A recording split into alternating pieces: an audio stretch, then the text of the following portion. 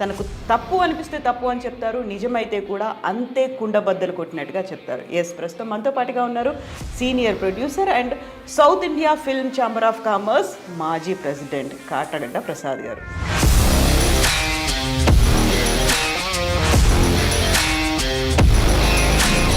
మీ దగ్గర నుంచి ఎందుకు సినిమాలు రావట్లేవు? ప్రొడక్షన్ లేదు, కానీ సుమన్ గారితోనే 12 సినిమాలు ఏంటి? నాకు కాంపౌండ్ హీరో లాగా సుమన్ దొరికాడు. సుమన్తో అన్నపూర్ణ సినీ చిత్ర బ్యానర్లో సినిమాలు చేశాక ఆ బ్యానరే 24 క్రాఫ్ట్స్ అనేది చూసుకోవడానికి, లేకుంటే అది వాటి మీద పట్టు అనేది, ఎక్కడ ఎవరెవరు సూట్ అవుతారు, దేనికి ఏది బాగా పండాలి, ఇవన్నీ చూసుకునేది ఒక కెప్టెన్ లాంటి డైరెక్టర్ కదా. Shankar all India number 1 director కదా. ఎంతమంది ప్రొడ్యూసర్లకు పనిచేశారు, వాళ్ళల్లో వాళ్ళు ఎవరు బాగున్నారు, ఎవరు బతికి బట్టగట్టారు. ఆ శంకర్తో కొన్ని బ్యానర్లే ఎగిరిపోయినాయి అమ్మ. అట్లా who ever touches Shankar latest. Reason ఏమై ఉంటుంది అనుకుంటున్నారు మీరు? ఒక హిట్ రాగానే 10 మంది ప్రొడ్యూసర్లు వెళ్తారు. ఒక హీరోకి ఒక హిట్ రాగానే 10 మంది బాబు. ఈ మధ్య కాలంలో వస్తున్నటువంటి భారీ బడ్జెట్ చిత్రాలతో పాటుగా మల్టీ స్టారర్ చిత్రాలు, పాన్ ఇండియా చిత్రాలు, పాన్ వరల్డ్ చిత్రాలు అనేవి వస్తున్నాయి. ఒక్కొక్కటి 600 కోట్లు, 700 కోట్లు, 1000 కోట్లతో నిర్మిస్తున్నటువంటి చిత్రాలు, ఆ తర్వాత వస్తున్నటువంటి కలెక్షన్లు, ఇవి ఇంతకాలం భారీగా సాగడంతో దీని మీద డిపెండ్ అయి ఉన్నటువంటి ఫ్యామిలీలు కూడా ఎక్కువ కాలం బతుకుతున్నాయి కదా ఏ సినిమా ఆధారంగా.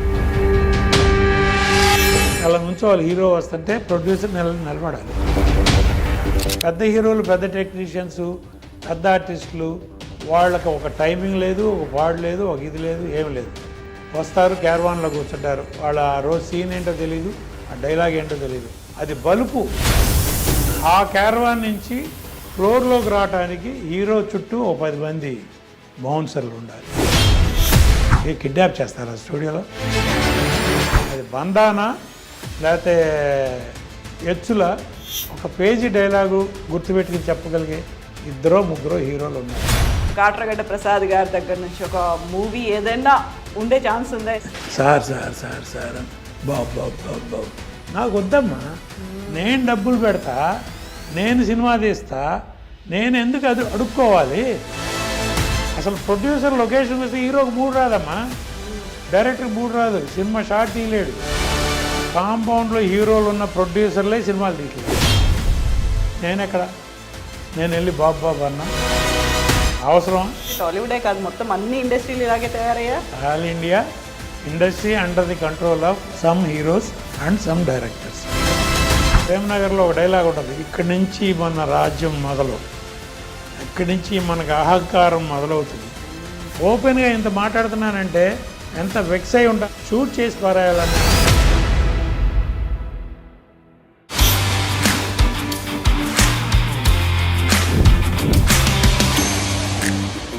కుండ బద్దలు కొట్టినట్టుగా ఏ విషయం గురించి అయినా మాట్లాడేవాళ్ళు చాలా అరుదుగా కనిపిస్తుంటారు.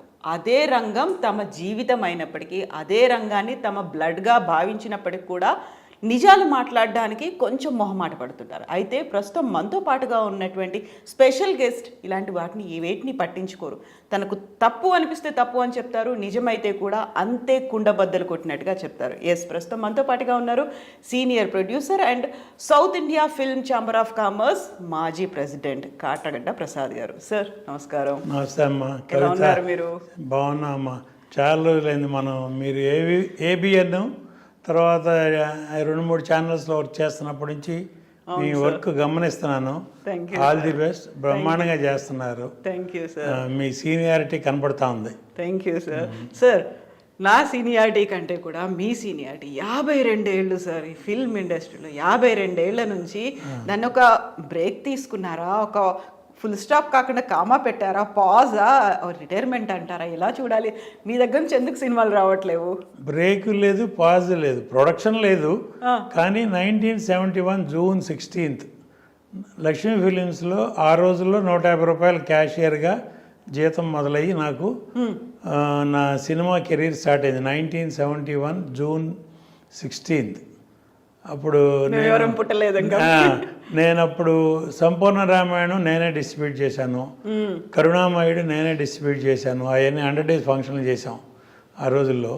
అట్లాగే అడవి రాముడు, ఎన్టీ రామారావు గారి సినిమాలు, చాలా సినిమాలు మేము డిస్ట్రిబ్యూట్ చేసాం.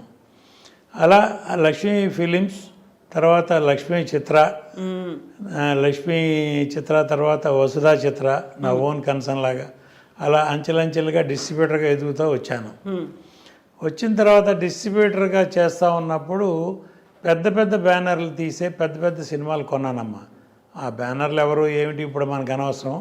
పెద్ద బ్యానర్లు, ఆ రోజుల్లో ఉన్న పెద్ద బ్యానర్లు అంటే టోటల్ ఆంధ్ర వ్యాపారం పోయి జిల్లాల వారీ వ్యాపారం వచ్చింది. ఆంధ్ర ఇప్పుడు 6 ముక్కలు అయ్యి ఒక్కొక్క జిల్లాకి ఒక్కొక్క డిస్ట్రిబ్యూటర్. నేను అలా కృష్ణా జిల్లాకి రిస్ట్రిక్ట్ అయ్యి విజయవాడ ఉండి కృష్ణా జిల్లా కొంటా ఉండేవాడిని. కొంటమే అప్పుడు ఇక డిస్ట్రిబ్యూషన్ అనేది లేదు. కొని లాభం నష్టం కొనుక్కున్నాడు వాళ్ళ కర్మ. అలా పెద్ద పెద్ద బ్యానర్లు తీసిన సినిమాలు నేను డిస్ట్రిబ్యూట్ చేసి పెద్ద నష్టమే పోయాను. అప్పుడు నా బాల్యమిత్రుడు బలరాం అని, చిన్నప్పటి నుంచి మా ఊరే ఒల్లూరుపాలెం, కృష్ణా జిల్లా, విజయవాడ పక్కనే మా ఊరు. ఆ బలరాం అన్నాడు, ఎవరో తీసిన సినిమాలు మనం కొనుక్కోవటం ఎందుకురా, మనమే సినిమాలు తీద్దాం పదా అన్నాడు. మనకి రంగంతో పరిచయం కూడా ఉంది కదా, ఇన్నాళ్ళు నీకు సర్వీస్ ఉంది కదా, నీకు అందరూ తెలుసు కదా, హీరోలు అందరితోనూ నువ్వు ట్రావెల్ అయ్యావు కదా. అప్పట్లో చిరంజీవి గారితో వీళ్ళందరితో ట్రావెల్ అయ్యాను. సుమన్ గారు అప్పుడు టి కృష్ణ గారి సినిమాలు, లక్ష్మీ చిత్రాలు ఉండగా నేటి భారతం, దేశంలో దొంగలు పడ్డారు, పోకుడు బాబురావు గారి సినిమాలు, అవన్నీ మేము డిస్ట్రిబ్యూట్ చేసాం.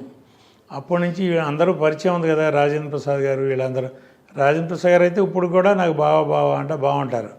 గద్దే రాజేంద్ర ప్రసాద్ హీరో, విజయవాడ ఎమ్మెల్యే గద్దే రామ్మోహన్ గారు మాకు వియ్యకుడు, ఇప్పుడు తెలుగుదేశం పార్టీలో ఎమ్మెల్యే. అట్లా ఆయనతో రిలేషన్షిప్ కంటే ఎక్కువ ఫ్రెండ్షిప్ రాజేంద్ర ప్రసాద్ గారితో. అట్లా పరిచయాలు ఉన్నాయి కదా, మనమే సొంత సినిమా చేద్దామంటే సరే. అహనా పెళ్ళంట రిలీజ్ అప్పుడు రామానాయుడు గారి టీం విజయవాడకు వచ్చారు సక్సెస్ మీట్ పెట్టడానికి. జనరల్గా రామానాయుడు గారికి అప్పట్లో అలవాటు విజయవాడ వచ్చి ఆ సినిమా ఫస్ట్ రీల్ తీసుకెళ్ళి కనకదుర్గమ్మ వారి పాదాల దగ్గర పెట్టి సినిమా రిలీజ్ చేసేవారు. ఫస్ట్ తిరుపతి తీసుకెళ్ళేవారు, తర్వాత కనకదుర్గమ్మ వారి పాదాల దగ్గర పెట్టి సినిమా రిలీజ్ చేసేవారు. అట్లా ఆయన విజయవాడ వచ్చారు, సినిమా మంచి సక్సెస్ మీట్. ఆంధ్రజ్యోతిలో అప్పుడు ఓంకార్ అని ఉండేవాడమ్మా, ఆయన రిపోర్టరు కమ్ యాంకర్గా చేస్తూ ఉండేవాడు. అప్పట్లో విజయవాడలో ఏ ప్రెస్ మీట్లు జరిగినా మంచి ప్రాస పలుకుతూ కొంచెం చెమ్మక్కులు కొడతా, తెలుగు భాష మంచి పట్టుండి మంచి వొకాబులరీ. ఆయనతో నాకు జర్నలిస్ట్గా పరిచయం, నాతో బాగా క్లోజ్గా ఉండేవాడు. సరే, ఎప్పుడైతే బలరాం ఇట్లా అన్నాడో, జంజాల్ గారు, రాజేంద్ర ప్రసాద్ గారు విజయవాడ వచ్చినప్పుడు నేను వాళ్ళిద్దరిని కలిసి, నేను ప్రొడక్షన్కి వద్దాం అనుకుంటున్నాను, మీరు కనుక సినిమా చేస్తామంటే నేను రెడీ అని చెప్తే ఓకే దాని ఉంది చేద్దామన్నారు. వాళ్ళిద్దరికి అడ్వాన్స్లు ఇవ్వడం, రాజేంద్ర ప్రసాద్ గారు, జంజాల్ గారు ఇద్దరు నెక్స్ట్ మీరే చేద్దామని అన్నారు. అంతా అయిపోయింది. సినిమా పెద్ద హిట్ అయ్యేటప్పటికి వాళ్ళకి ఎవరో ఫ్రెండ్స్ సలహా చెప్తారు కదా, పెట్టుబడి మేము పెడతాం, మీరే సొంత సినిమా తీయండి, తీస్తే బెనిఫిట్ ఏదో మీకే ఉంటుంది కదా అంటే వాళ్ళిద్దరు కలిసి సొంత సినిమా తీశారు.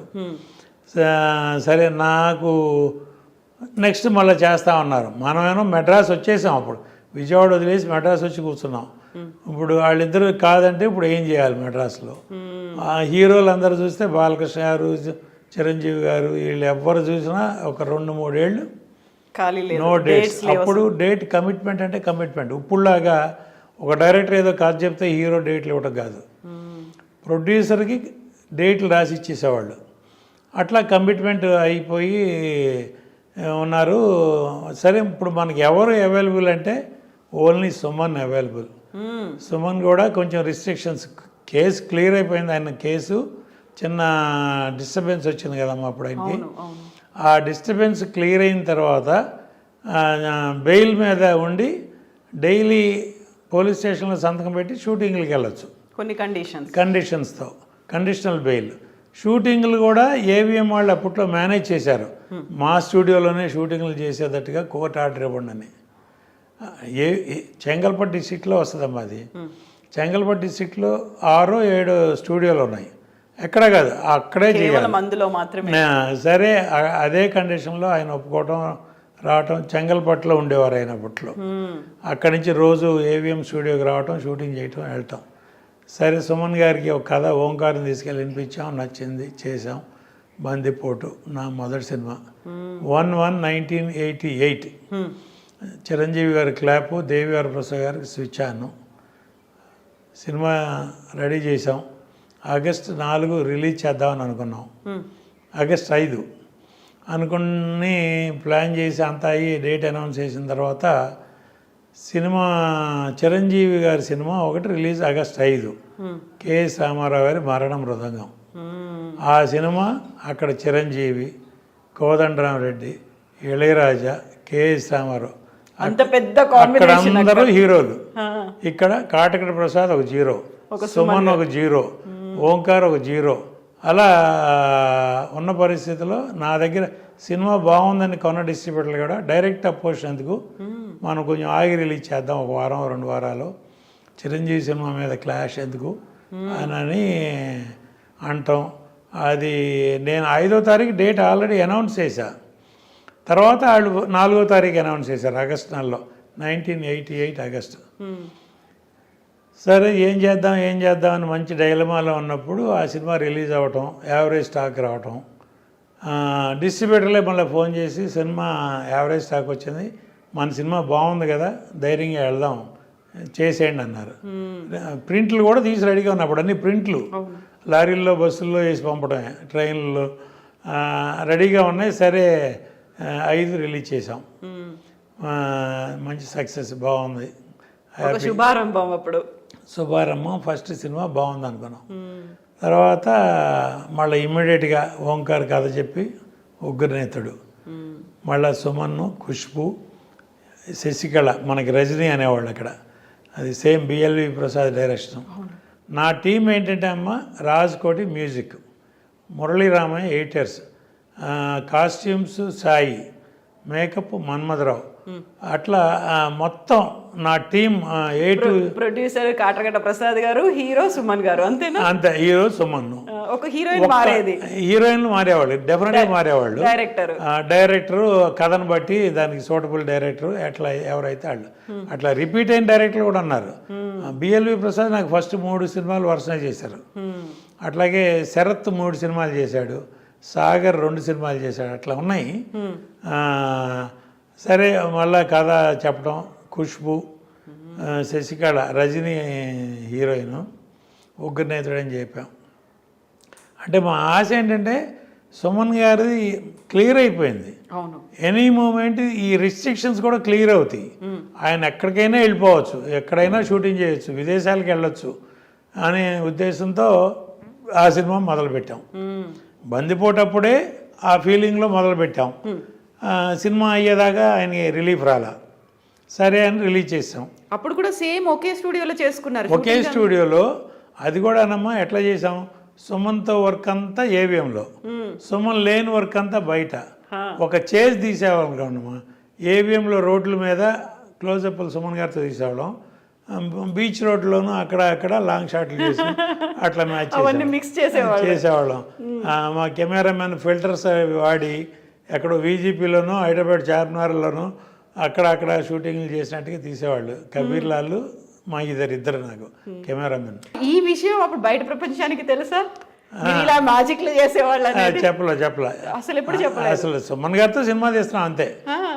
ఏవిఎం డిస్ట్రిక్షన్ ఇట్లా ఏవిఎం కాంపౌండ్లోనే సినిమా చేసాం అన్నట్టు ఉండదు. ఇప్పుడుకైనా మీరు చూడండి యూట్యూబ్లో ఉగ్రనేతుడు, పల్నాటి రుద్రయ్య, బందిపోటు, ఆ 3 సినిమాలు దాదాపు ఏవిఎంలోనే చేసాం. అసలు మీకు అట్లా తీసినట్టు అంటే పెద్ద పెద్ద సెట్లు వేసామండి అమ్మ, ఫుల్ ఫ్లోర్ సెట్, రిచ్ సబ్జెక్టులు తీసుకున్నామండి. సో ఇక కొట్టుకుపోయేది. సాంగులకేనో ఫిల్టర్లతో మేనేజ్ చేసేవాడు మా కబీర్ లాల్. అట్లా మేనేజ్ చేసాం. ఫైట్లు ఇట్లా చేసేవాళ్ళం. మొత్తం మీద పల్నాటి రుద్రయ్య హాఫ్ వేలో సుమన్ గారికి రిలీఫ్ వచ్చింది. సగం సినిమా అయిపోయింది. ఎనీ మూమెంట్ రిలీఫ్ వస్తుందంటే 2 సినిమాలు చేసాం, రిలీజ్ చేసాం, 2 హిట్లు. పల్నాటి రుద్రయ్య మనం ఖాళీగా ఉంటాం ఎందుకు, సినిమా సుమన్ గారితో వేరే ఎవరో ధైర్యం చేసి ముందుకు రావట్లా, మనమే చేద్దాం. మనమే అప్పుడు వరుసగా 3వ సినిమా కూడా మీరే చేశారు? నేనే చేసా, ఎవరు రాలా. ఆ పల్నాటి రుద్రయ్య సగంలో ఉండగా ఆయనకి రిలీఫ్ వచ్చింది. రిలీఫ్ రావటం నాకే ఏదో రిలీఫ్ వచ్చినట్టు, నేనే ఏదో ఈ రిస్ట్రిక్షన్స్ అన్నీ తెగదెంపులు హ్యాపీగా ఫ్రీగా చేసుకుని అప్పుడు సాంగ్స్ హైదరాబాదు, గండిపేట, గోల్కొండ, అదేదో పెద్ద సింగపూర్ మలేషియా లాగా, ఫైట్ పాండిచేరి, ఆ ఎర్రకొండల్లో వెళ్ళి గుర్రాలు తీసుకెళ్ళి ఒక 50 గుర్రాలు హడావిడి క్లైమాక్స్ అక్కడ. నెల్లూరు నడి రోడ్డు మీదమ్మ గాంధీ విగ్రహం దగ్గర స్ట్రీట్ ఫైటు, ప్రబల్తో 2 గ్రూపులు వచ్చి క్లాష్, ఒక చోట జాయిన్ అయ్యి క్లాష్ ఫైటు. సుమన్, కన్నడ ప్రభాకర్, విజయశాంతి, ఇంతమంది ఆర్టిస్టులను పెట్టుకుని నెల్లూరు హైవే మీద పెడితే నాకు అప్పుడు ఆనం రామనారాయణ గారు, ఇప్పుడు మంత్రి గారు, ఆయన నాకు దగ్గరుండి ట్రాఫిక్ డైవర్ట్ చేసి బైపాస్ మీద నాకు ఆ రోడ్డు వదిలేసి 3 రోజులు కంటిన్యూస్ నాకు హైవే మీద షూటింగ్ ఇచ్చారు. చేసి అట్లా చేసాం. అట్లా ఒక ఫైట్కి ఒక చోట, ఒక ఫైట్కి ఒక చోట, సాంగ్స్కి హైదరాబాదు, 2 సినిమాలకు కానీ 3వసారి ముచ్చటగా అన్నీ చేసి బర్త్డే చేసాం. అది సక్సెస్. హ్యాట్రిక్ ఫంక్షన్ ఇక్కడే తాజ్లో 3 సినిమాలు కలిపి 100 days ఫంక్షన్ చేసాం. ఎంఎస్ రెడ్డి గారు, కృష్ణరాజు గారు వీళ్ళందరూ చీఫ్ గెస్ట్లుగా వచ్చి నాకు బాగా అట్లా. సుమన్ గారితోనే 12 సినిమాలు ఏంటి, ఒక్క హీరో 11 సినిమాలు. అంటే నాకు నేను బ్యాడ్ టైం డిస్ట్రిబ్యూటర్గా దెబ్బతిని ప్రొడక్షన్కి వచ్చా. కొంత రాజేంద్ర ప్రసాద్ గారు, జంజాల్ గారు నాకు చేయకపోవటానికి కూడా కారణం, ఎవరన్నా కాటక ప్రసాద్ దెబ్బతిని ఉన్నాడు, మీ సినిమా ఏమైనా మధ్యలో అయిపోతే ఏమైనా ఇబ్బంది వస్తుందని నా మీద నెగిటివ్గా కూడా ఎవరైనా చెప్పుండొచ్చు. అదే ఇప్పుడు ఎవరి జాగ్రత్త వాళ్ళు పట్టడంలో తప్పు లేదు కదమ్మా. అని వాళ్ళు నాకు చేయనప్పుడు నాకు కూడా ఎవరున్నారంటే నాకు సుమన్నే దొరికాడు. నాకు కాంపౌండ్ హీరోలాగా సుమన్ దొరికాడు. సుమన్తో అన్నపూర్ణ సినీ చిత్ర బ్యానర్లో సినిమాలు చేసినాక ఆ బ్యానరే ఆయనకి డెడికేట్ చేశారు. సుమన్ లేని సినిమాలన్నీ నాగేశ్వరతో తీసినాయి కానీ, నరేష్తో తీసినాయి కానీ, అవన్నీ అనుపమ ప్రొడక్షన్స్ అని, ప్రసాద్ ఆర్ట్ ప్రొడక్షన్స్ అని తీసేవాడిని. నేను సుమన్తో అన్ని సినిమాలు తీసిన తర్వాత కెఎస్ రామారావు గారు క్రియేటివ్ కమర్షియల్స్ చిరంజీవితోనే తీసేవారు. వేరే సినిమాలు తీస్తే ప్రమోద ఆర్ట్స్ అని తీసేవారు ఆయన. అట్లా నేను అన్నపూర్ణ సినీ చిత్ర బ్యానర్ సుమన్ డెడికేటెడ్. ఆ బ్యానర్లు సినిమా అంటూ తీస్తే సుమన్తో ఆ బ్యానరే ఇప్పటికైనా. సుమన్ గారు కూడా ఈ మధ్య లేటెస్ట్గా ఐ డ్రీమ్కి ఇచ్చినటువంటి ఇంటర్వ్యూలో మీ పేరే చాలా ప్రముఖంగా చెప్పారు. సెకండ్ ఇన్నింగ్స్ అనేది మీతోనే స్టార్ట్ అయింది, అన్ని సినిమాలు బ్యాక్ టు బ్యాక్ చేయడం అనేది. నిజంగా మీకు ఎంతో పేరు వచ్చిందో తనకు కూడా పేరు అదే వచ్చింది కదా. అవునమ్మా, వచ్చింది. ఇప్పుడు పల్నాటి రుద్రయ్య సక్సెస్ తర్వాత ఇక పడిపోయారు. మామూలుగా ఇండస్ట్రీలో హీరోలు కరువు ఉన్నారు. ఉన్న హీరోలు అందరికీ కమిట్ అయి ఉన్నారు. కొత్తగా వచ్చేవాళ్ళు నాబోటి వాళ్ళకి ఎవరికైనా డేట్లు కావాలి. సుమన్ హీరో ఎవరంటే సుమన్ కొంచెం ఫ్రీ అయిపోయాడు. ఒక డైరెక్టర్ని పట్టుకోవడం, ఆ డైరెక్టర్ దగ్గరికి దాసనారాయణ గారు, రవిరాజ పిన్సిటి గారు, ఇట్లా పెద్ద పెద్ద డైరెక్టర్లు అందరూ వచ్చి సుమన్ డేట్లు అడగటం. సుమన్ నన్ను అడిగేవాడు, నేను మీ బ్యానర్లో వరుసనే చేస్తాను, బ్యాక్ టు బ్యాక్ చేస్తున్నాను, ఏం చేద్దామంటే నా హీరో ఎంత పెరిగితే నేను అంత పెరిగినట్టు, నువ్వు చెయ్యి, వాళ్ళు ఎవరెవరు పెద్ద డైరెక్టర్లు నీకు ఆఫర్ ఇచ్చారో అవన్నీ చెయ్యి, నేను అంతకైతే వేరే ఇంకో హీరోని పెట్టి వేరే బ్యానర్ పెట్టి నేను చిన్న సినిమాలు తీసుకుంటా, నా కోసం నువ్వు నీ కెరీర్ డిస్టర్బ్ చేసుకోవు, నువ్వు ఎంత ఎదిగితే నాకు అంత మంచిది, నువ్వు చేస్తూ ఉండనేవాడిని. మధ్యలో నేను ఇక పోలీస్ భార్య, పందిరి మంచం, జగపతి బాబుని ఇంట్రడ్యూస్ చేశాను. వాళ్ళ నాన్నగారి తర్వాత 2వ సినిమా నాదే. అట్లా బుచ్చిగాడి బాబాయ్, నరేష్ హీరో, అట్లా వరుసనే చేసుకుంటూ వెళ్ళేవాడిని. ప్రాణదాత, కాలేజీ బుల్లుడు, నాగేశ్వరతో, అట్లా సినిమాలన్నీ చేసుకుంటా. మధ్య మధ్యలో సుమన్ మీకు ఏదైనా సబ్జెక్ట్ దొరికితే, మంచి సబ్జెక్ట్ సెట్ అయితే చెప్పండి, ఎవరున్నా సరే బ్రేక్ చేసి మీకు డేట్లు ఇస్తాననేవారు. సుమన్ బ్యానర్, తన హోమ్ బ్యానర్ ఇది. అట్లాంటప్పుడు నడిగన్ అని తమిళ సినిమా ఒకటి ఇక్కడ పెద్ద హిట్ సత్యరాజ్ గారు చేశారు. ఆ సినిమా రైట్స్ నేను కొనేశాను. కొన్న తర్వాత సుమన్ గారికి తీసుకెళ్ళి చూపించాను. మనం నెక్స్ట్ ఇమీడియట్గా అదే చేద్దామన్నారు. పెద్దింటల్లుడు అని పెట్టాను టైటిల్. దానిలో నగ్మాని ఇంట్రడ్యూస్ చేశాను. బాంబేలో ఒక సినిమా చేసింది అప్పటికే, సాజిద్ నాడేడు వాళ్ళని, వాళ్ళ హిందీలో పెద్ద ప్రొడ్యూసర్, ఆయన ఇంట్రడ్యూస్ చేశారు అక్కడ. నేను సౌత్లో ఇంట్రడ్యూస్ చేస్తానని సాజిద్తో మాట్లాడితే వెంటనే నాకు నగ్మాని పంపటం, ఇక్కడ అంటే అసలు నగ్మా కంటే ముందు నేను దివ్యభారతిని సైన్ చేశా. దివ్యభారతి మెడ్రాస్ ఎప్పుడు వచ్చినా మా ఇంటికే వచ్చేది. నా కారు తీసుకెళ్ళిపోయేది, మారుతి, అప్పుడు మారుతి 800 పాత మోడల్ కార్లు, తనే ఓన్ డ్రైవ్ చేసుకుని వెళ్ళిపోయేది. దివ్యభారతి చేయాల్సిన సినిమా రామానాయుడు గారు అదేది బొబ్బిలి రాజా ఆఫర్ వచ్చింది, వెంకటేష్తో కాంబినేషన్, మంచి సబ్జెక్టు, గోపాల్ గారు డైరెక్షన్, పెద్ద బ్యానర్, పెద్ద సినిమా, చెయ్యి, ఆ సినిమా చెయ్యి నువ్వు. మరి నా సంగతి ఏంటన్నా అంటే అంత బాయ్ సాబ్ అంటే నాతో అంత బాగుండేదమ్మా దివ్యభారతి. మరి నేను ఎవరి దగ్గరికి వెళ్ళను, నేనేం చేయను, నాకు సొమ్మను డైరెక్టర్, నాకు ప్రాజెక్ట్ సెట్ అయిపోయింది, హీరోయిన్ లేదు, నేనేం చేయనంటే నా ఫ్రెండ్ ఉంది, నేనెంతో అంతే అని చెప్పి నగ్మాన్ పిలిపించింది. తనే పిలిపించింది, దివ్యభారతి ఇంట్రడ్యూస్ చేసి నాకు చెప్తే శరత్ నేను అందరం ఓకే అనుకుని ప్రొసీడ్ అయ్యాం. నగ్మాన్ ఇంట్రడ్యూస్ చేసినాక నగ్మా నాకే దొరకలే తర్వాత. అట్లా అందరూ టాప్ హీరోలతో ఆ సినిమా రన్నింగ్ నేను అనౌన్స్ చేశానమ్మా, నడిగన్ రైట్స్ కొన్నాను, సుమన్ గారు, నగ్మా, శరత్ డైరెక్షన్ అని అనౌన్స్ చేశాను. మోహన్ బాబు గారిది అప్పుడు అల్లుడు గారు సిల్వర్ జూబ్లీ ఫంక్షన్ ఇక్కడ పామ్ గ్రో హోటల్లో సిల్వర్ జూబ్లీ ఫంక్షన్ చేస్తున్నారు. ఆ ఫంక్షన్కి నేను మామూలుగా పిలిస్తే వెళ్ళాను. మోహన్ బాబు గారు నన్ను పక్కకు పిలిచి, ప్రసాద్ నువ్వు నడిగని కొన్నావని తెలిసింది, ఆ సినిమా నేను చేస్తానన్నాడు. అదేంటి సార్, నా కాంపౌండ్ హీరో సుమన్ ఉన్నాడు, సుమన్తో ఆల్రెడీ అనౌన్స్ చేశాను. ఏది పెద్ద సక్సెస్ఫుల్ హీరో, మామూలుగా ఎవరైనా ఆఫర్ చేస్తే ఈ రోజుల్లో ఏ ప్రొడ్యూసర్ అయినా జంపే.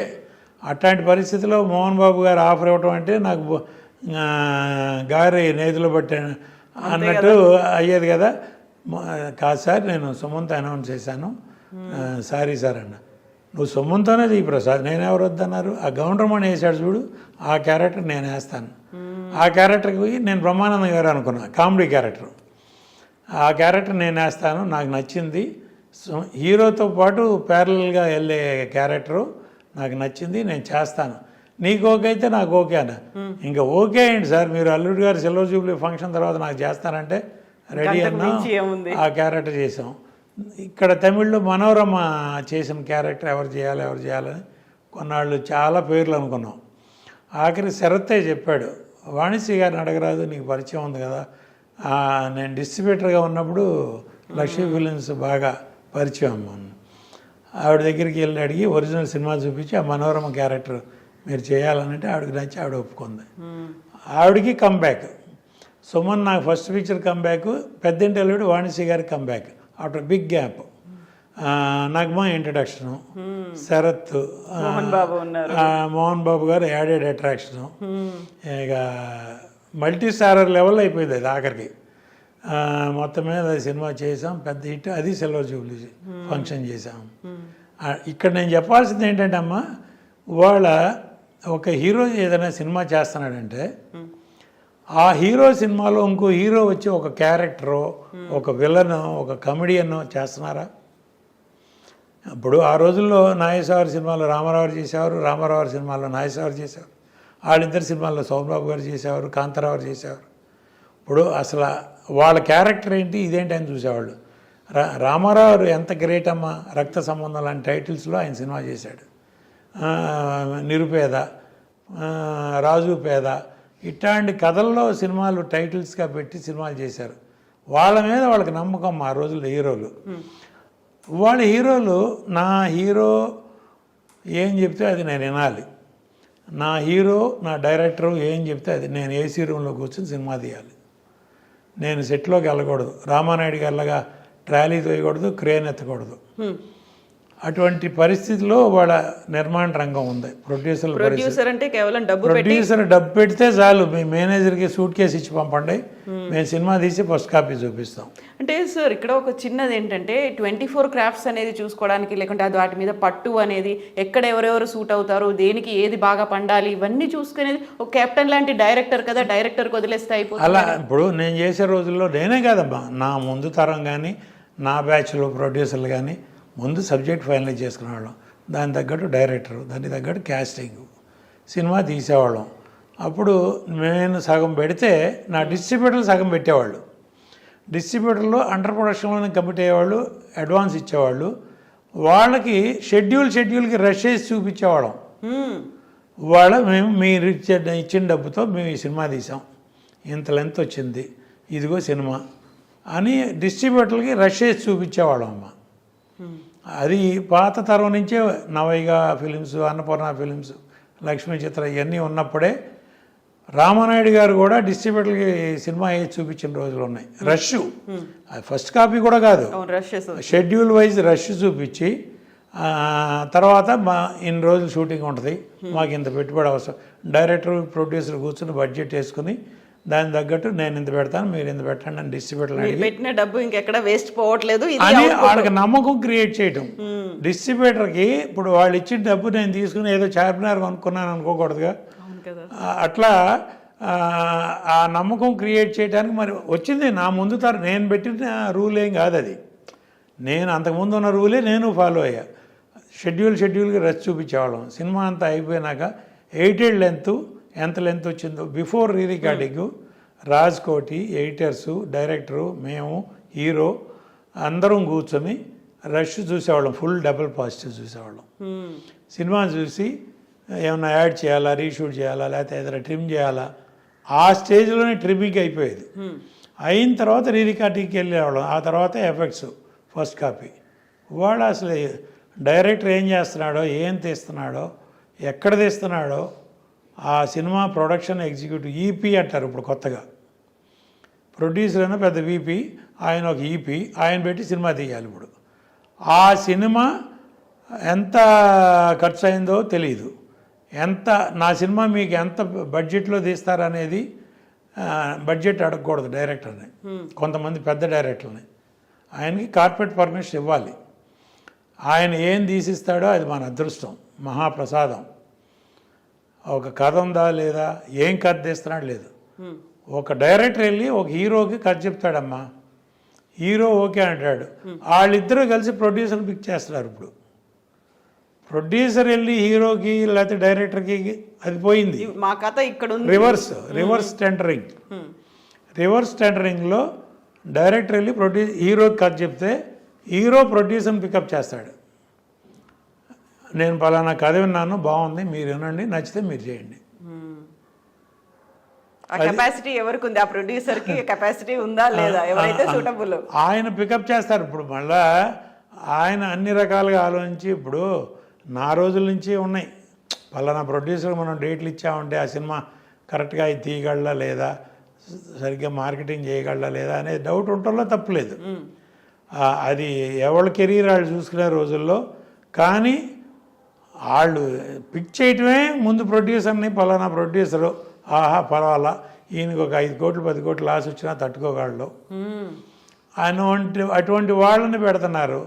ఇప్పుడు సోకాళ్ళు ఇప్పుడు పలానా అని చెప్పకూడదమ్మా, వాళ్ళు డైరెక్టర్లు సినిమాలు తీస్తున్నారండి. ఇప్పుడు శంకర్ ఫర్ ఎగ్జాంపుల్ నేను చెప్తున్నా, నిన్న రిలీజ్ అయింది ఇండియన్, భారతీయుడు. ఆ రిపోర్ట్ ఏంటో నాకు తెలుసు. నేను సౌత్ ఇండియన్ ఫిలిం ఛాంబర్లో ప్రెసిడెంట్గా ఉన్నప్పుడు లైకా ప్రొడక్షన్స్ వాళ్ళు ఆ శంకర్ మీద కంప్లైంట్ పెట్టారు.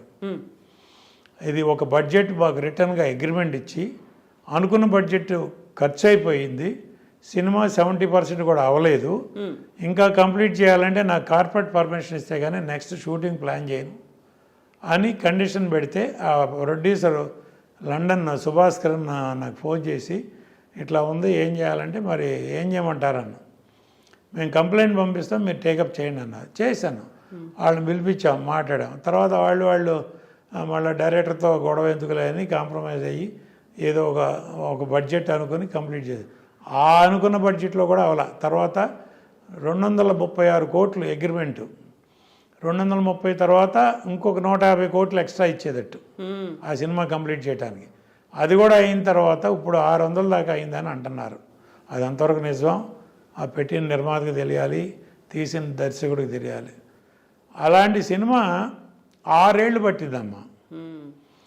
6 సంవత్సరాలు సినిమా మొదలుపెట్టిన కాడి నుంచి లైకా ప్రొడక్షన్స్ కాబట్టి వాళ్ళు ఏదో లండన్ నుంచి డబ్బులు పంపిస్తున్నారు, ఇక్కడ ఎవరో ఎగ్జిక్యూటివ్ ప్రొడ్యూసర్లు సినిమా తీస్తున్నారు, శంకర్ ఇష్టం వచ్చినట్టు తీస్తున్నాడు.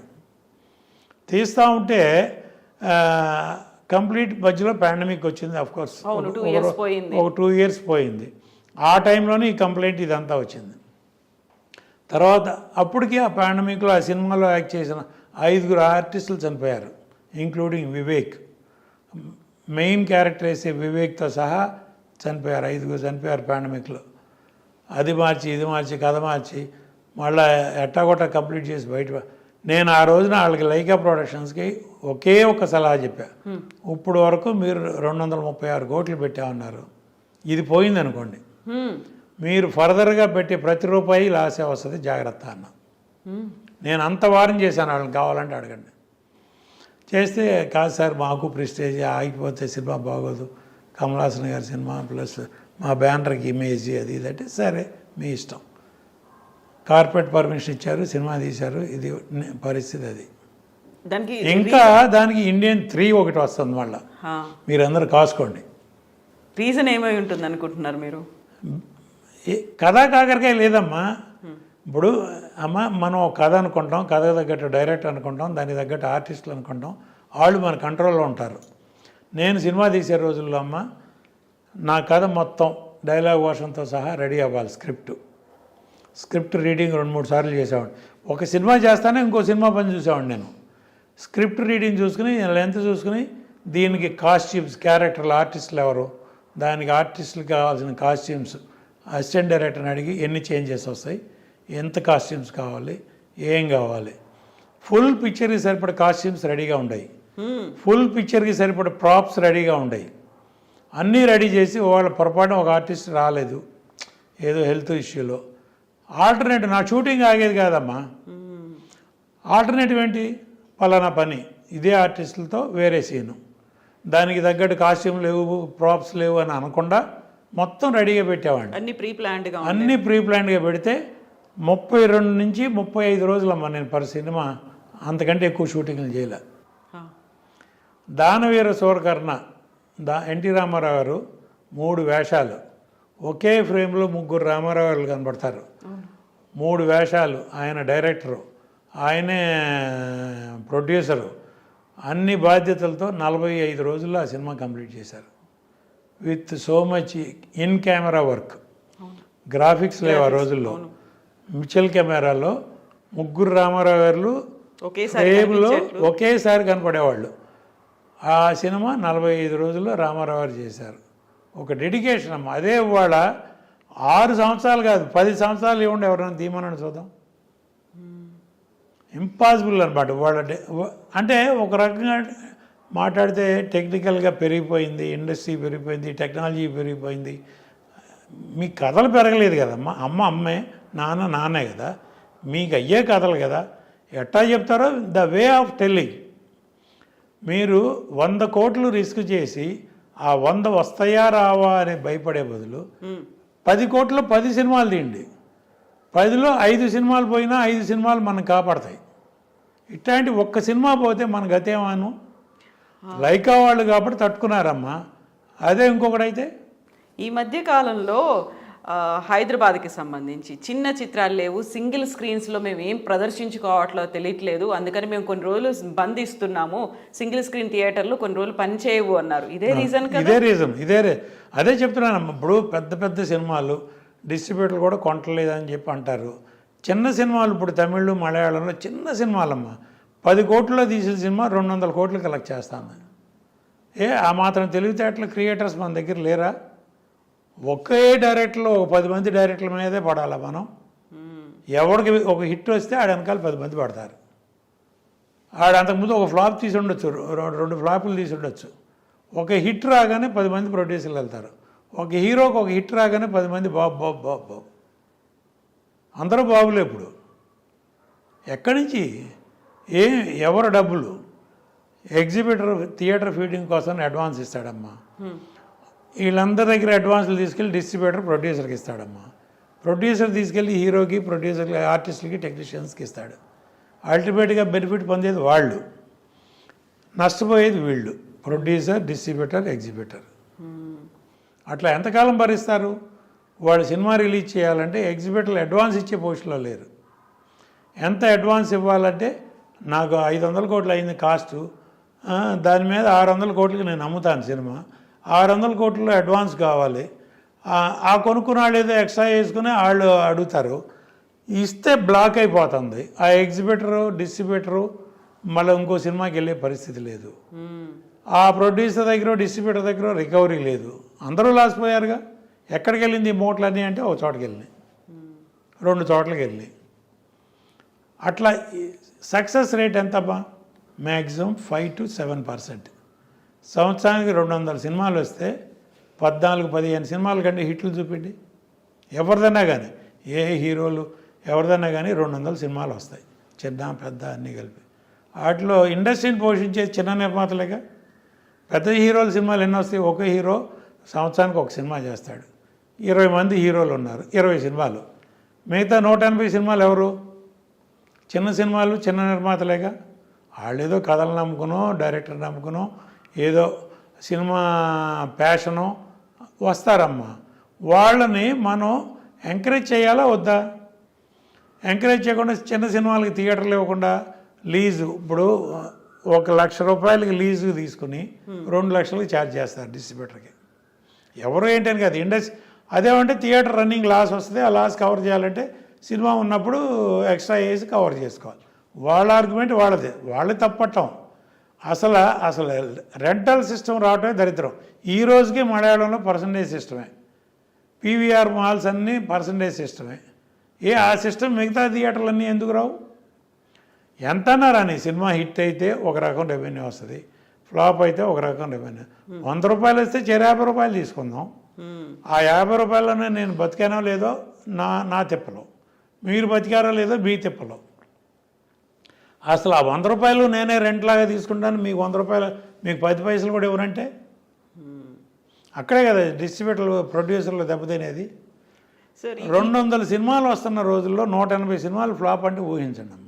ఈ మధ్య కాలంలో వస్తున్నటువంటి భారీ బడ్జెట్ చిత్రాలతో పాటుగా మల్టీ స్టారర్ చిత్రాలు, పాన్ ఇండియా చిత్రాలు, పాన్ వరల్డ్ చిత్రాలు అనేవి వస్తున్నాయి. ఒక్కొక్కటి 600 కోట్లు, 700 కోట్లు, 1000 కోట్లతో నిర్మిస్తున్నటువంటి చిత్రాలు, ఆ తర్వాత వస్తున్నటువంటి కలెక్షన్లు, ఇవి ఇంతకాలం భారీగా సాగడంతో దీని మీద డిపెండ్ అయి ఉన్నటువంటి ఫ్యామిలీలు కూడా ఎక్కువ కాలం బతుకుతున్నాయి కదా, ఏ సినిమా ఆధారంగా అనేది కూడా. ఇదే సినిమా ఆధారంగా బతుకుతున్నారమ్మ.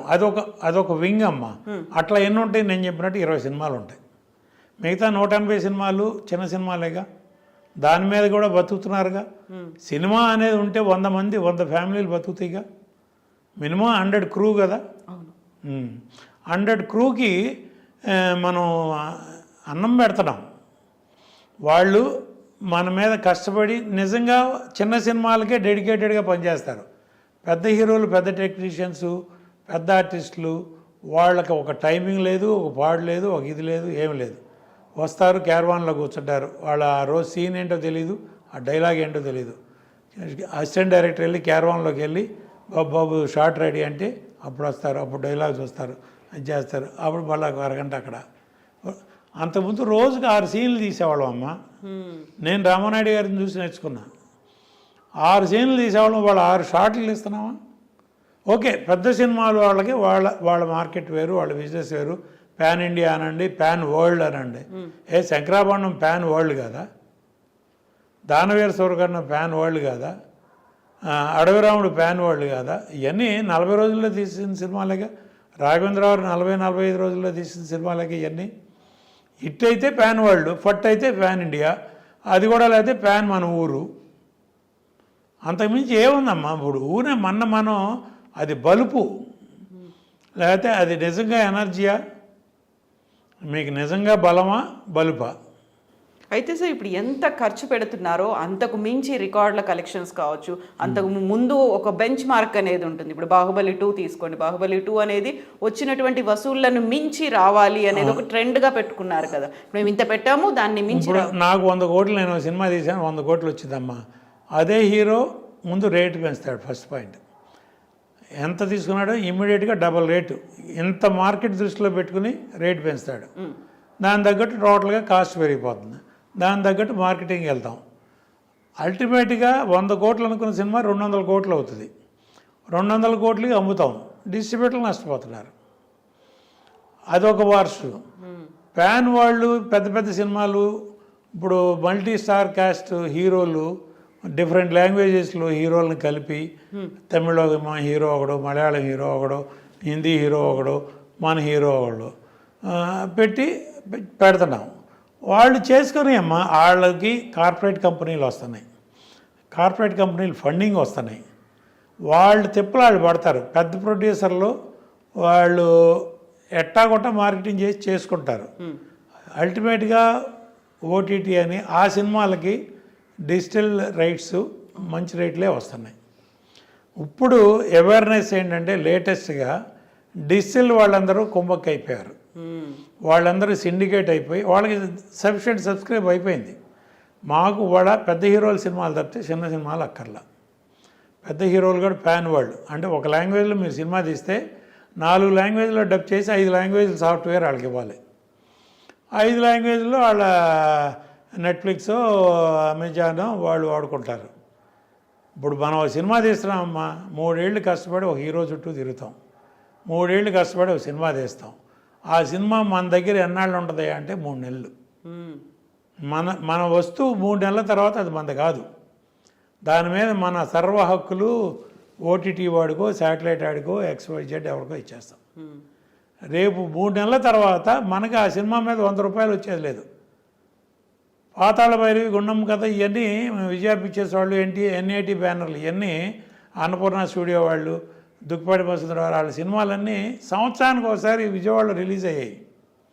రిపీట్ రన్లు. పాత సినిమాలు దానవీర సూరకర్ణ సంవత్సరానికి ఒకసారి రిలీజ్ అయ్యేది. వాటి మీద డబ్బులు వస్తానే ఉండేవి ప్రొడ్యూసర్కి. వాళ్ళు అట్లాంటి ఇన్కమ్ లేదుగా. బట్ ఇది ఒకేసారి అంత పెద్ద బడ్జెట్తో తీసిన తర్వాత అంతే బడ్జెట్ వసూళ్ల రూపంలో వస్తుంది, అంతకు మించి వస్తుంది. ఈ బడ్జెట్ని మించి మళ్ళీ ఓటీటీల్లో ఇంకో దాంట్లో శాటిలైట్ దాంట్లో కొనుక్కుంటున్నారు కాబట్టి ఆ రకంగా కూడా ప్రొడ్యూసర్కి డిస్ట్రిబ్యూటర్లకి డబ్బులు వస్తున్నాయి. ఉందమ్మా, అది ఒక టైం రిస్ట్రిక్షన్ పెట్టి ఓటీటీ అమ్మండి. అంతకుముందు పీరియడ్ పెట్టి అమ్మేవాళ్ళం, 10 ఏళ్ళు 20 ఏళ్ళు అట్లా. అట్లీస్ట్ ఆఫ్టర్ 20 ఇయర్స్ నా ప్రాపర్టీ నాకు వస్తే అప్పుడు మార్కెట్, నా పిల్లల్లో మనోళ్ళు మనవరాళ్ళు వాళ్ళు మార్కెటింగ్ చేసుకుని రూపాయో 10 రూపాయో సంపాదించుకుంటారు. వస్తే వస్తుంది, లేకపోతే లేదు. అసలు మీ ఆస్తి మొత్తం గుడ్డుగొరికి ఇచ్చేస్తున్నాం కదా. ఇంకా ఆ సినిమా మీద 3 నెలల తర్వాత మీకు రైట్ లేదు. దీంతో పాటుగా ఇప్పుడు రిలీజ్ అయిన వారం రోజుల్లోనో 10 రోజుల్లోనో బెనిఫిట్ షోస్ చేసుకోవచ్చు, రోజుకు 6 వేసుకోవచ్చు, రోజుకి ఇంత టికెట్ల రేట్లు పెంచుకోవచ్చు. ఇవన్నీ ప్రొడ్యూసర్కి హెల్ప్ అవుతున్నాయి. ప్రొడ్యూసర్కి డిస్ట్రిబ్యూటర్కి హెల్ప్ ఎంతవరకు అమ్మా? ఒక్క షో వరకు అమ్మా. సినిమా రిపోర్ట్ బాగోపోతే 2వ షోకి జనం ఉండలేదమ్మా. ఎందుకంటే 4 రోజుల్లో ఓటీటీలో వస్తుంది. ఇంకా ఈ సినిమాకి 500 ఖర్చు పెట్టేందుకు ఫ్యామిలీ బయటకు వెళ్తే 4000 కావాలి. ఇంటర్వెల్లో సినిమా టికెట్ ఖర్చు కంటే ఇంటర్వెల్ ఖర్చు ఎక్కువ. థియేటర్కి వెళ్ళడం ఎందుకని మనం ముందు 4 రోజులు అట్టాగా ఓటీటీలో వస్తే ఇంట్లో కూర్చొని అట్లా తయారైంది. థియేటర్ కలెక్షన్ తగ్గింది. దాని మూలంగా థియేటర్ల ఫీడింగ్ కష్టమైంది. చిన్న సినిమాలకి థియేటర్లు లేవంటారు, చిన్న సినిమాలు ఆడలేదు అంటారు. ఇప్పుడు ఆడేదాకా మీరు ఉండిస్తేగా ఓపెనింగ్ రాదమ్మా. నేను రిలీజ్ చేశాను లక్ష్మీ ఫిలిమ్స్లో కరుణామయుడు అనే సినిమా, విజయ్ చంద్ర హీరో. ఓపెనింగు అసలు హోల్డ్ ఓవర్ అంటే తక్కువ. 3000 కెపాసిటీ ఉన్న థియేటర్కి 300 రూపాయలు కూడా రాలే కలెక్షన్. అట్లాంటి సినిమా రిపోర్ట్ బాగుండి అంచెలంచెలుగా పెరిగి ఆదివారం నాటికి హౌస్ఫుల్గా వచ్చింది. ఆ తర్వాత 100 రోజులు ఆడింది. అట్టా హౌస్ఫుల్ వచ్చేదాకా మనం ఆగట్లేదే. శంకరాభరణం కూడా ఓపెనింగ్ 0, ఆదివారానికి 100%కి వచ్చింది. వచ్చిన తర్వాత సంవత్సరం ఆడింది ఆ సినిమా. మరి అట్లా మనకు ఓపిక లేదు, మన ఎగ్జిబిటర్లకి ఓపిక లేదు. ఎందుకంటే గవర్నమెంట్ ట్యాక్స్ కట్టాలి, థియేటర్ స్లాబ్ కట్టాలి, GST కట్టాలి, ఆ ట్యాక్స్ కట్టాలి, ఈ ట్యాక్స్. ఆడికే కలెక్షన్ రావట్లేదు, ఇంకా ఈ సినిమా ఆడితే మాకేం ఉపయోగం అని చెప్పి తీసి పారేస్తారు. కలెక్షన్ సినిమా బాగుందనే టాక్ వచ్చిన సినిమాలు బాగుందని థియేటర్ జనం వచ్చేటప్పటికి వెళ్ళిపోతుంది. అట్లాంటి పరిస్థితి థియేటర్ కలెక్షన్. శాటిలైట్ ఓటీటీ వాళ్ళు చిన్న సినిమాలు కొనపోతే పెద్ద సినిమాల వరకే రిస్ట్రిక్ట్ అయ్యారు. వాళ్ళ పరిస్థితి ఏంటంటే అయ్యే ఖర్చే. పెద్ద సినిమాకైనా చిన్న సినిమాకైనా మనకి బేటాలు కానీ ఖర్చులు కానీ ఒకటే. ప్రతాడు క్యారవాన్ అని పెట్టాడు. ఒక సినిమా షూటింగ్ ఫ్లోర్ బయట ఒక మినీ బస్ స్టాండ్ చూస్తున్నాం మనం. ఒక్కొక్క పెద్ద హీరోకి 2 క్యారవాన్లు కావాలి, మళ్ళీ ఒకటి కూడా కాదు. పెద్ద హీరోకి పెద్ద హీరోయిన్కి అనకూడదు ప్రొడ్యూసర్ ఖర్చు. ఒక bus stand, mini bus stand plus ఆ క్యారవాన్ నుంచి ఫ్లోర్లోకి రావడానికి హీరో చుట్టూ ఓ 10 మంది బౌన్సర్లు ఉండాలి. కిడ్నాప్ చేస్తారా స్టూడియోలో? అది బంధానా లేకపోతే ఎచ్చుల ఏమని చెప్పాలి? అది ఎవరి సొమ్ము? ఎగ్జిబిటర్ దగ్గర నుంచి, సైకిల్ స్టాండ్ దగ్గర నుంచి, క్యాంటీన్ దగ్గర నుంచి ఎగ్జిబిటర్ దగ్గర నుంచి డిస్ట్రిబ్యూటర్ దగ్గర నుంచి ప్రొడ్యూసరు. మనం ఇంత ఖర్చు పెడుతున్నామే. నేను సినిమా తీసే రోజుల్లో విజయబాబు నాయుడు గారు ప్రొడ్యూసర్ కౌన్సిల్లో మాతో అందరం కలిసి మెంబర్లు అమ్మ, ఆఫీస్ బేరర్ అయిన విజయబాబు రెడ్డి గారు అనేవారు, మనం వాళ్ళ సెట్లో ఒక కాఫీ ఎవరికన్నా ఇచ్చామంటే రేపు థియేటర్లో 4 టికెట్లు అమ్మాలి. ఆ లెక్కలలో పెట్టుకునేవాళ్ళు. అన్నీ పోయి ఆఖరికి ప్రొడ్యూసర్కి ఆ కాఫీ డబ్బు రావడానికి థియేటర్లో 4 టికెట్లు అమ్మితే కానీ మనకి కాఫీ డబ్బు రికవర్ అవ్వదు అనేవాడు. అట్లా క్యాలిక్యులేషన్ ఎవరికైనా ఉందా? వాళ్ళ క్యాలిక్యులేషన్ కాదు. అట్లీస్ట్ మనం ఎంతలో సినిమా తీస్తున్నాం, ఎంతకు అమ్ముతున్నాం, అమ్మలేదు కొనేవాళ్ళు లేడు, మనం రిలీజ్ చేస్తే సేఫ్గా ఉంటామా? అయితే ఈ అమ్మడానికి కూడా ఈ మధ్య కాలంలో వస్తున్నటువంటి విపరీతమైనటువంటి పబ్లిసిటీలు అనేవి చూస్తున్నారు, లేకుంటే దానికి సంబంధించి ప్రీ రిలీజ్ ఫంక్షన్లు అనేవి జరుగుతున్నాయి. ట్రైలర్లు కావచ్చు, టీజర్ల రూపంలో అవుతున్నాయి కావచ్చు. వాటిలో ఉన్నాయే సినిమాలో ఉన్నాయి, అంతకు మించి సినిమా ఏమి ఉంటలా. టీజర్లో మీరు ఏం చూపిస్తున్నారో, ట్రైలర్లో ఏం చూపిస్తున్నారో అయ్యే మెయిన్ షాట్లు. సినిమా ఏం లేదు, అంత సీన్ లేదు. లేకపోతే ఇంత అడావుడు ఎందుకు? అంతకుముందు మనం 50 days function, 100 days function, silver Jubilee function చేసాం. ఇప్పుడు audio function, teaser function, trailer function అంతే. సినిమా రిలీజ్ అయినాక 2వ వారం ఫంక్షన్ చేయాలి. లక్కీగా మన సినిమా 2వ వారం పోస్టర్ పెడితే 2వ వారం ఫంక్షన్ చేయాలి, 100 రోజుల ఫంక్షన్ కాదు. అయితే మిగతా ఫిల్మ్ ఇండస్ట్రీ లేకంటే బాలీవుడ్ కావచ్చు, కోలీవుడ్, మాలీవుడ్, శాండల్వుడ్ ఇలాంటివన్నిటికంటే కూడా టాలీవుడ్లోనే ఎక్కువ రికార్డ్స్ అనేవి క్రియేట్ అవుతున్నాయి. గతంలో బాలీవుడ్ కంటే కూడా ఇప్పుడు టాలీవుడ్ని చూస్తున్న జనాల సంఖ్య పెరిగింది అనుకున్నప్పుడు, ఒక పక్కన బాహుబలి 2 రికార్డ్స్ క్రియేట్ చేసింది, RRR ఏమో ఆస్కార్ దాకా వెళ్ళింది, పుష్పలో యాక్ట్ చేసినటువంటి అల్లు అర్జున్కి జాతీయ ఉత్తమ నటుడు, మిగతా వాటిలో కనిపించిందంతా మన దగ్గర కనిపిస్తుంది, రికార్డులు కనిపిస్తున్నాయి, అన్నీ కనిపిస్తున్నాయి. మన దగ్గర క్రియేటర్స్ ఉన్నారమ్మా. క్రియేటర్స్ వెనకాల పెద్ద బ్యానర్లు ఉన్నారు, పెట్టుబడి పెట్టే సినిమాలు ఉన్నాయి, కార్పొరేట్ కంపెనీలు ఉన్నారు, ఆ cinema houses like Ashwini Dutt గారు ఆ సినిమా చేయాలంటే ఇప్పుడు వాళ్ళ అల్లుడు డైరెక్టర్ అవ్వచ్చు, బట్ ఆయన ఒక డైరెక్టరే. ఆయన మొన్న అశ్విని దత్ గారు ఒక ఇంటర్వ్యూ ఇచ్చారు, నేను ఏ సినిమా తీసినా మా డైరెక్టర్కి ఏం కావాలంటే అది సమకూర్చేవాడిని అంతే. నేను మొదల నుంచి అదే సిస్టమ్ ఫాలో అయ్యాను, ఇప్పటికీ అదే చేస్తున్నా. మా అల్లుడని కంట్రోల్ చేసింది లేదు, వేరే డైరెక్టర్ అని చెప్పి ఇష్టం వచ్చినట్టు ఖర్చు పెట్టింది లేదు. డైరెక్టర్కి ఏం కావాలో నేను అది డిస్కస్ చేసేవాడిని, ముందు ప్రొవైడ్ చేసేవాడిని. అట్లా ఎంతమంది చేస్తున్నారమ్మా? ఇప్పుడు ఒక బడ్జెట్, ఒక ప్లాన్ ఎంత ఖర్చు అవుతుంది? ఇప్పుడు ఒక ఆర్టిస్ట్ బాంబే నుంచి తీసుకొస్తున్నామమ్మా, ఒక 10-12 ఎయిర్ టికెట్లు ఇవ్వాలి, దానిలో ఒక 4-5 ఎగ్జిక్యూటివ్ టికెట్లు, ఒక 1/2 డజన్ మినిమం 5 స్టార్ హోటల్ రూమ్లు, దానిలో 2 సూట్ రూమ్లు, వీలైతే ప్రెసిడెంట్ సూట్ రూమ్లు. ఈ మధ్య కొత్త ట్రెండు ఎక్కడికైనా అవుట్డోర్ వెళ్ళాలంటే హెలికాప్టర్లో, సొంత చాపర్లో వెళ్ళాల్సిందే. మామూలుగా రెగ్యులర్ ఫ్లైట్లు మనకి అందవు. అట్లాంటి ఖర్చు ఎవరిదమ్మా? 2 చొప్పున క్యారవాన్లు పెట్టే ఖర్చు ఎవరిదమ్మా? బౌన్సర్ల ఖర్చు ఎవరిదమ్మా? బౌన్సర్ ఒక్కోడు రోజుకు 1000-1500, ఆ సినిమాని బట్టి, ఆ హీరోని బట్టి 2000 దాకా వెళ్తూ ఉంది. ఆ 2000 ఇంటూ 10 మంది రోజుకి 20,000. 10 మందా 20 మందా అనేది మినిమం 10 మంది, 20,000 చొప్పున మీరు 100 రోజులు సినిమా తీస్తే 2 కోట్లు అక్కడ అయిపోతాను. ఇవన్నీ డిమాండ్ చేస్తుంది. మీరు తెర మీద చూపిన ఖర్చులు ఇవన్నీ నేను చెప్తున్నా. మీరు క్యారవాన్లో అంతకుముందు Ramarao Nayak sir up to Chiranjeevi గారు, బాలకృష్ణ గారు, ఆ తరం వరకు అవుట్డోర్ షూటింగ్ అయితే చెట్టు కింద కూర్చునేవాళ్ళు, లేకపోతే ఒక ఫ్యాన్ పెట్టుకునేవాళ్ళు, టేబుల్ ఫ్యాన్ ఒకటి, ఇంపోర్టెడ్ ఫ్యాను, దాని పక్కన కూర్చునేవాళ్ళు. అక్కడ వేరుశనకాయలు తింటాను, పకోడీలు తింటాను, పేకాడతాను, షార్ట్ రెడీ అంటే చూసేవాళ్ళు. వాళ్ళు రాగానే ముందు సీన్ చదివేవాళ్ళు, సీన్లో వాళ్ళ క్యారెక్టర్ ప్రకారం డైలాగులు చదివేవాళ్ళు. అవన్నీ ముందు బుర్రకు ఎక్కించుకున్న తర్వాత పేకాడుకునేవాళ్ళు. ముందే షార్ట్కి గ్యాప్లో వెళ్ళి పేకాడుకుందామని కాదు, ముందు రాగానే వాళ్ళ సీన్ ఏంటి, దీనిలో నా డైలాగులు ఏంటి, ప్రతి డైలాగు బుర్రకి ఎక్కించుకున్న తర్వాత అప్పుడు టైం పాస్ చేసేవాళ్ళు. లేకపోతే టైం పాస్ లేదు. ఆ ఆర్టిస్ట్ ఏం చేస్తారు, దానికి అనుకూలంగా మనం కౌంటర్ ఏం చేయాలి అని ఆలోచించేవాళ్ళు ఆర్టిస్టులు ఆ రోజుల్లో. ఎస్వి రంగారావు గారు రిహార్సల్లో ఒకటి చేసేవాడు, టేక్లో ఒకటి చేసేవాడు. దానికి తగ్గట్టు నాగేశ్వరరావు, రామారావు గారు, సావిత్రి గారు వాళ్ళు చేసేవాళ్ళు, జగ్గయ్య గారు. ఆ పోటీ స్పిరిట్ ఎక్కడుందమ్మా? లొకేషన్లో రిహార్సల్స్ ఎక్కడ ఉన్నాయమ్మా? మీ డైలాగ్ తర్వాత మీ డైలాగ్ అట్లా 5-6 ఆర్టిస్టులు ఇన్ ఏ రో ఒక షాట్ పెట్టి తీస్తున్నావా? ఒక డైలాగ్ తర్వాత ఒక డైలాగ్ అని చెప్పి ఒక 4-5 ఆర్టిస్టులు చేస్తున్నావా? అన్నీ కట్ షాట్లేగా. ఒక పేజీ డైలాగు గుర్తుపెట్టుకుని చెప్పగలిగే 2-3 హీరోలు ఉన్నారమ్మా. పేర్లు అనవసరం, మనకు అనవసరం. మిగతా వాళ్ళందరూ డబ్బింగ్లో చూసుకుందాంలే, అక్కడ చూసుకుందాంలే. ఏంటి అయితే ఇప్పుడు క్యారవాన్లు కావచ్చు, లేకుంటే వాళ్ళకి ఇచ్చేటువంటి ఫెసిలిటీలు, బౌన్సర్లు, మిగతావన్నీ కూడా అక్కడ హీరో డిమాండ్ చేస్తున్నారా, సిచ్యువేషన్ డిమాండ్ చేస్తుందా, స్టోరీ డిమాండ్ చేస్తుందా, డైరెక్టరా, లేకపోతే మనకి ఇలాంటిదంతా హై సెటప్ ఉండాలి? ప్రొడక్షన్ ఎగ్జిక్యూటివ్ డిమాండ్ చేస్తున్నాడు. హీరోల ముందు నేను బ్లేమ్ చేయను. ఒక డైరెక్టరు ప్రొడక్షన్ ఎగ్జిక్యూటివ్ని ఇస్తాడు.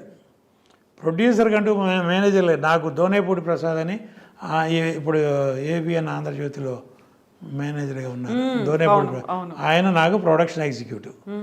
దోనేపూడి ప్రసాద్ గారు నాకు ఉండేవాడు. ఆయన పొద్దున్న 5ంటికి వచ్చి ఆర్టిస్టులందరికీ ప్రోగ్రాం చెప్పేవాడు, వాళ్ళ కార్లు పంపేవాడు, వాళ్ళందరినీ లొకేషన్లో 7 గంటల కాల్ షీట్ అంటే 6:30కి లొకేషన్లో పెట్టేవాడు ఆయన మొత్తం అందరినీ.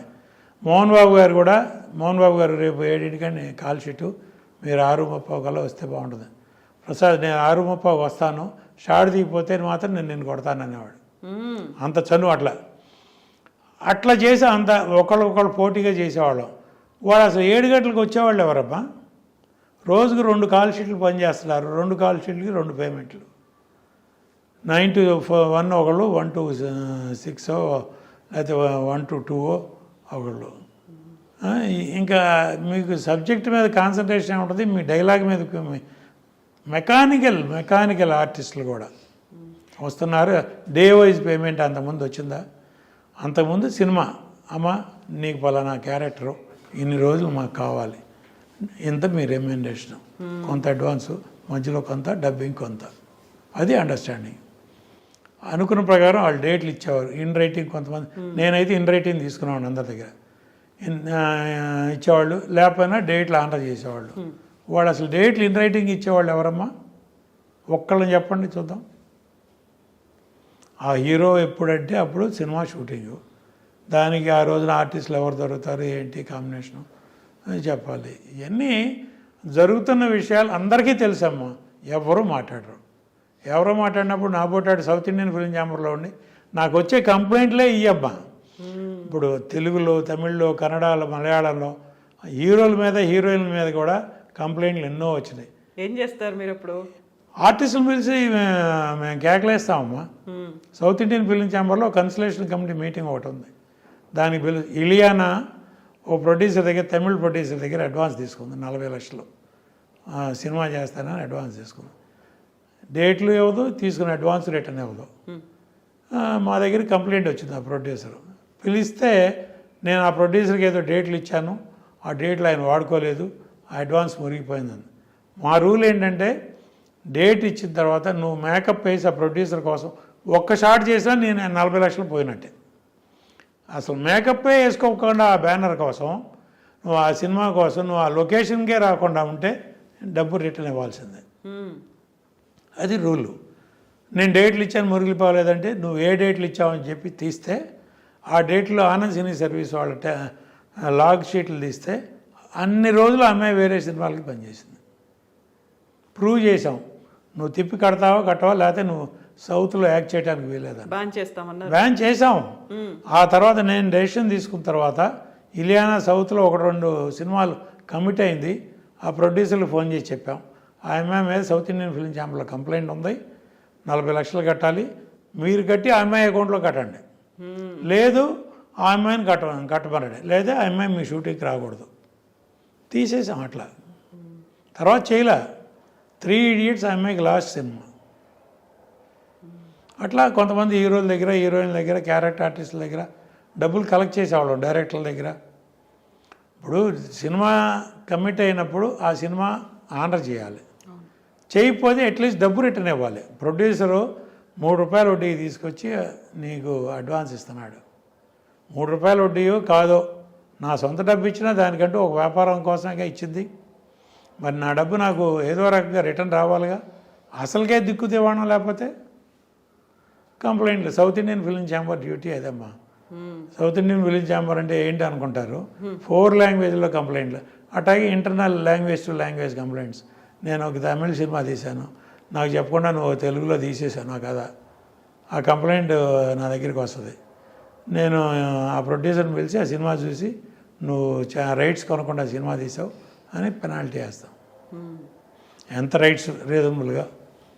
ఇప్పుడు ఈ పెనాల్టీలు ఇవన్నిటితో పాటుగా ఒక భారీ బడ్జెట్ సినిమా, మీరు చెప్పినట్టుగా ఒక హీరో ఒక డైరెక్టర్ కలిసి ప్రొడ్యూసర్ని చూసుకొని వాళ్ళతో తీయించారు, బట్ అక్కడ లాస్ అనేది వచ్చింది. ఎవరిని లయబుల్ చేస్తారు? మిమ్మల్ని నమ్ముకొని మీరు పెట్టుకున్నటువంటి ప్రొడ్యూసర్ తీసిన సినిమా నష్టపోయింది కాబట్టి first person to blame is producer. నీ దగ్గర ఏదీ రిటర్న్ లేకుండా 100 కోట్లు 1000 కోట్లు ఎవడో కార్పొరేట్ కంపెనీ వాడు వన్ ఫైన్ మార్నింగ్ వాడు యూటర్న్ తీసుకోవచ్చు. బట్ మనం ఇక్కడ ఇన్వాల్వ్ అవుతున్నాం. ఇక్కడ అప్పు చేసో ఆస్తులు తాకట్టు పెట్టో మనం సినిమా తీస్తున్నాం. ఆ ప్రొడ్యూసరు డైరెక్టరు హీరో నాకు ఇంత బడ్జెట్లో సినిమా తీస్తున్నప్పుడు లైకా వాళ్ళకి నేను చెప్పింది అదే. అంతకుముందు కంప్లైంట్ వస్తే మీరు రిటర్న్గా లేనప్పుడు కంప్లైంట్ లేదండి మేము తీసుకోలేం అంటేనే శంకర్తో రిటర్న్ అగ్రిమెంట్ చేశారు. చేసిన తర్వాత కూడా అది ఆన్ రావాలి. అప్పుడు మా దగ్గరికి కంప్లైంట్ వచ్చింది. మీరి పనిచేసే వాళ్ళని ఆ తర్వాత ఇక కంప్లైంట్గా లేదు. ఎందుకంటే 250 కోట్లు ఇన్వాల్వ్ అయినాక ప్రొడ్యూసర్ ఎక్కడ పోతాడు? ఆ శంకరు ఇప్పుడు వరకునమ్మా ఏ ప్రొడ్యూసర్ బాగుపడ్డాడో చూపండి. ఆల్ ఇండియా నెంబర్ 1 డైరెక్టర్ కదా. ఎంతమంది ప్రొడ్యూసర్లకి పనిచేశాడు, వాళ్ళల్లో వాళ్ళే ఎవరు బాగున్నారు, ఎవరు బతికి బట్టగట్టారు, ఇంక్లూడింగ్ ఏవిఎం. శంకర్తో సినిమా తీసి నష్టపోయి వాళ్ళు ప్రొడక్షనే వద్దు బాబు అని ఆగిపోయారు. వాళ్ళ చేతిలో స్టూడియో ఉంది, రికార్డింగ్ థియేటర్లు ఉన్నాయి, XYZ అన్నీ ఉన్నాయి. అటువంటి వాళ్ళు సినిమాలు తీయటం మానేసి టీవీ సీరియల్స్కి షార్ట్ ఫిలిమ్స్కి వెళ్ళిపోయారు. సేమ్ శివాజీ సినిమా మూలంగా ఆ శంకర్తో కొన్ని బ్యానర్లే ఎగిరిపోయినాయి అమ్మ. ఆస్కార్ రవిచంద్రన్ పెద్ద డిస్ట్రిబ్యూటరు ఐ అనే సినిమాతో జెండా ఎత్తేసాడు. ఏఎం రత్నం అట్లా హూ ఎవర్ టచెస్ శంకర్ చెప్పండి ఎవరు హ్యాపీగా ఉన్నారు? Latest Lyca. ఇప్పుడు వాళ్ళ ఇండియన్ 2 అయిపోయింది, 3 తీస్తారంట. ఎక్కడింది వాళ్ళు డబ్బులు ఇవి? వాళ్ళంటే లండన్ నుంచి తెస్తున్నారమ్మా. ఈ డబ్బులన్నీ ఎక్కడి నుంచి వస్తున్నాయి అనుకున్నారు? 600 కోట్లు 1000 కోట్లు 800 కోట్లు అదేనమ్మా, లండన్ నుంచే వస్తున్నాయి లైకాకి. వాళ్ళు సినిమా ప్యాషన్ అమ్మా. పాపం సుభాస్కర్ అన్న ఆయన 1500 కోట్లు FDI పర్మిషన్ తీసుకుని ఇండియాలో డబ్ చేస్తున్నాడు, సినిమాలు తీస్తున్నాడు. ఇప్పుడు నాకు తెలిసి మధ్యలో ఆ మణిరత్నం సినిమాల్లో మాత్రం సంపాదించారు. ఒక 200-300 కోట్లు సంపాదించారు. PS పొన్నియిన్ సెల్వం. మిగతా అన్ని సినిమాలు వాళ్ళకి లాసేనమ్మా. నెట్గా యాజ్ ఆన్ టుడే నాకు తెలిసి మినిమం వాళ్ళకి 500-600 కోట్లు లాస్ ఉంటుంది. మిగతా వాళ్ళకి ఎలా వస్తున్నాయి డబ్బులు? మరి మిగతా వాళ్ళు నష్టం చెప్పలేమమ్మా. ఇప్పుడు చెప్తున్న లెక్కలన్నీ సరైనవే అంటారా? మిగతా వాళ్ళందరూ నేను చెప్తున్నానమ్మా, ప్రొడ్యూసర్లు ఇల్లు అమ్ముకున్నారు, హీరోలు ఇల్లు కొనుక్కుంటారు. అయితే ఇప్పుడు 200 కోట్లు పెట్టారు, 300 కోట్లు పెట్టారు, దీనికి 600 కోట్లు 700 కోట్లు వచ్చాయన్నారు. ఈ 2 లెక్కలు సరైనవే అంటారా మీరు? 600 కోట్లు అదే బలుపు అంటాను నేను. గ్రాస్ అమ్మ, 600 కోట్లు గ్రాసు. విజయబాబు రెడ్డి గారు లెక్క చెప్పాను కదమ్మా. మన కాఫీ డబ్బులు మనకు రావాలంటే అక్కడ 4 టికెట్లు తగ్గాలన్నాను. 600లో మనకి ఎంత డబ్బు వస్తుంది? 600 కరెక్ట్ చేసిందమ్మా. దానిలో GST పోవాలి, థియేటర్ ట్యాక్స్ పోవాలి, డిస్ట్రిబ్యూటర్ షేర్ పోవాలి, తర్వాత థియేటర్ రెంట్ పోవాలి, ఆఖరికి డిస్ట్రిబ్యూటర్ కమిషన్ పోవాలి, ఆ తర్వాత ప్రొడ్యూసర్ షేర్ వస్తుంది. 600 కోట్లలో మన చేతికి వచ్చేది ఎంత? మనం పెట్టేది 600 పెడుతున్నాం. ఇప్పుడు బిజినెస్ ఒక రకంగా పెద్ద సినిమాలకి బిజినెస్ గ్యారంటీ ఉందనుకున్నాం. ఇది పాన్ ఇండియా అని పెట్టి ఓటీటీలు శాటిలైట్లు ఇప్పుడు వాళ్ళు కంట్రోల్ చేస్తున్నారమ్మా. కమిట్మెంట్లే ఆనర్ చేయట్లా. పెద్ద అవేర్నెస్ నేను ఇప్పుడు ప్రొడ్యూసర్లు చెప్తున్నాను. ఓటీటీ కంపెనీలు కమిట్మెంట్ ఆనర్ చేయట్లా. ఒక పేమెంట్ ఇస్తారు, అగ్రిమెంట్ చేస్తారు, దానిలో క్లాజ్ పెడతారు, మీ పిక్చర్ ఈ రేంజ్లో సక్సెస్ అయితే అగ్రిమెంట్ ఆనరు, లేకపోతే లేదు. ఫైనల్ పేమెంట్ ఆపేస్తున్నారు. సినిమా రిలీజ్ అయిన తర్వాత ఫ్లాప్ అయితే ఎవరు. నేను ఫస్ట్ ఇంటర్వ్యూ స్టార్టింగ్లో అడిగిన క్వశ్చన్కి అటు ఒక పాజా లేకుంటే కామా పెట్టారా ఏంటి అన్నదానికి ఇవన్నీ రీజన్స్ అయితే వచ్చాయి. అయితే can be expect Katragadda Prasad గారి దగ్గర నుంచి ఒక మూవీ ఏదైనా ఉండే ఛాన్స్ ఉందా? ఎందుకంటే 10 ఏళ్ళు అవుతుంది తెలుగులో తీసి మీరు. అవునమ్మా, 15 ఏళ్ళు అయిందమ్మా. మీరు రిటైర్ అయినట్టేనా అని. కాదండి, ఇండస్ట్రీ నుంచి రిటైర్ అవ్వలేదు. Till today I'm strong enough to serve industry. South Indian film ఛాంబర్లో సర్వీస్ చేస్తున్నాను. వచ్చే కొత్త ప్రొడ్యూసర్లు డైరెక్టర్లకి సలహాలు చెప్తా, నిర్మాతల ప్రాబ్లంలు తీరుస్తా చేస్తున్నాను. నేను అట్లాంటి నిర్మాతలకే నేను సలహాలు చెప్తూ నేను తెలిసి గోతులో దిగడం. నాకు సేఫ్ ప్రాజెక్ట్ అని తోసినప్పుడు 100 రూపాయలు మిగులుతుందనే ప్రాజెక్టు కనీసం 5 రూపాయలు మిగులుతుందన్నా నేను సినిమా తీస్తా. నేను హై బడ్జెట్ సినిమా తీను. నాకు కథ నచ్చాలి. నాకు కథ నచ్చిన తర్వాత నా హీరోకి నచ్చాలి, బడ్జెట్ నచ్చాలి. నాకు అనుకూలంగా సినిమా ఉంటే సినిమా తీస్తా, లేకపోతే నేను సినిమా తీయలేను. వాళ్ళు నా పిల్లలే నాకు అడ్డం పడతారు సినిమా తీయాలంటే. నేను 36 సినిమాలు తీసిన తర్వాత నా ఒంట్లో నరాల సినిమాయే కదా.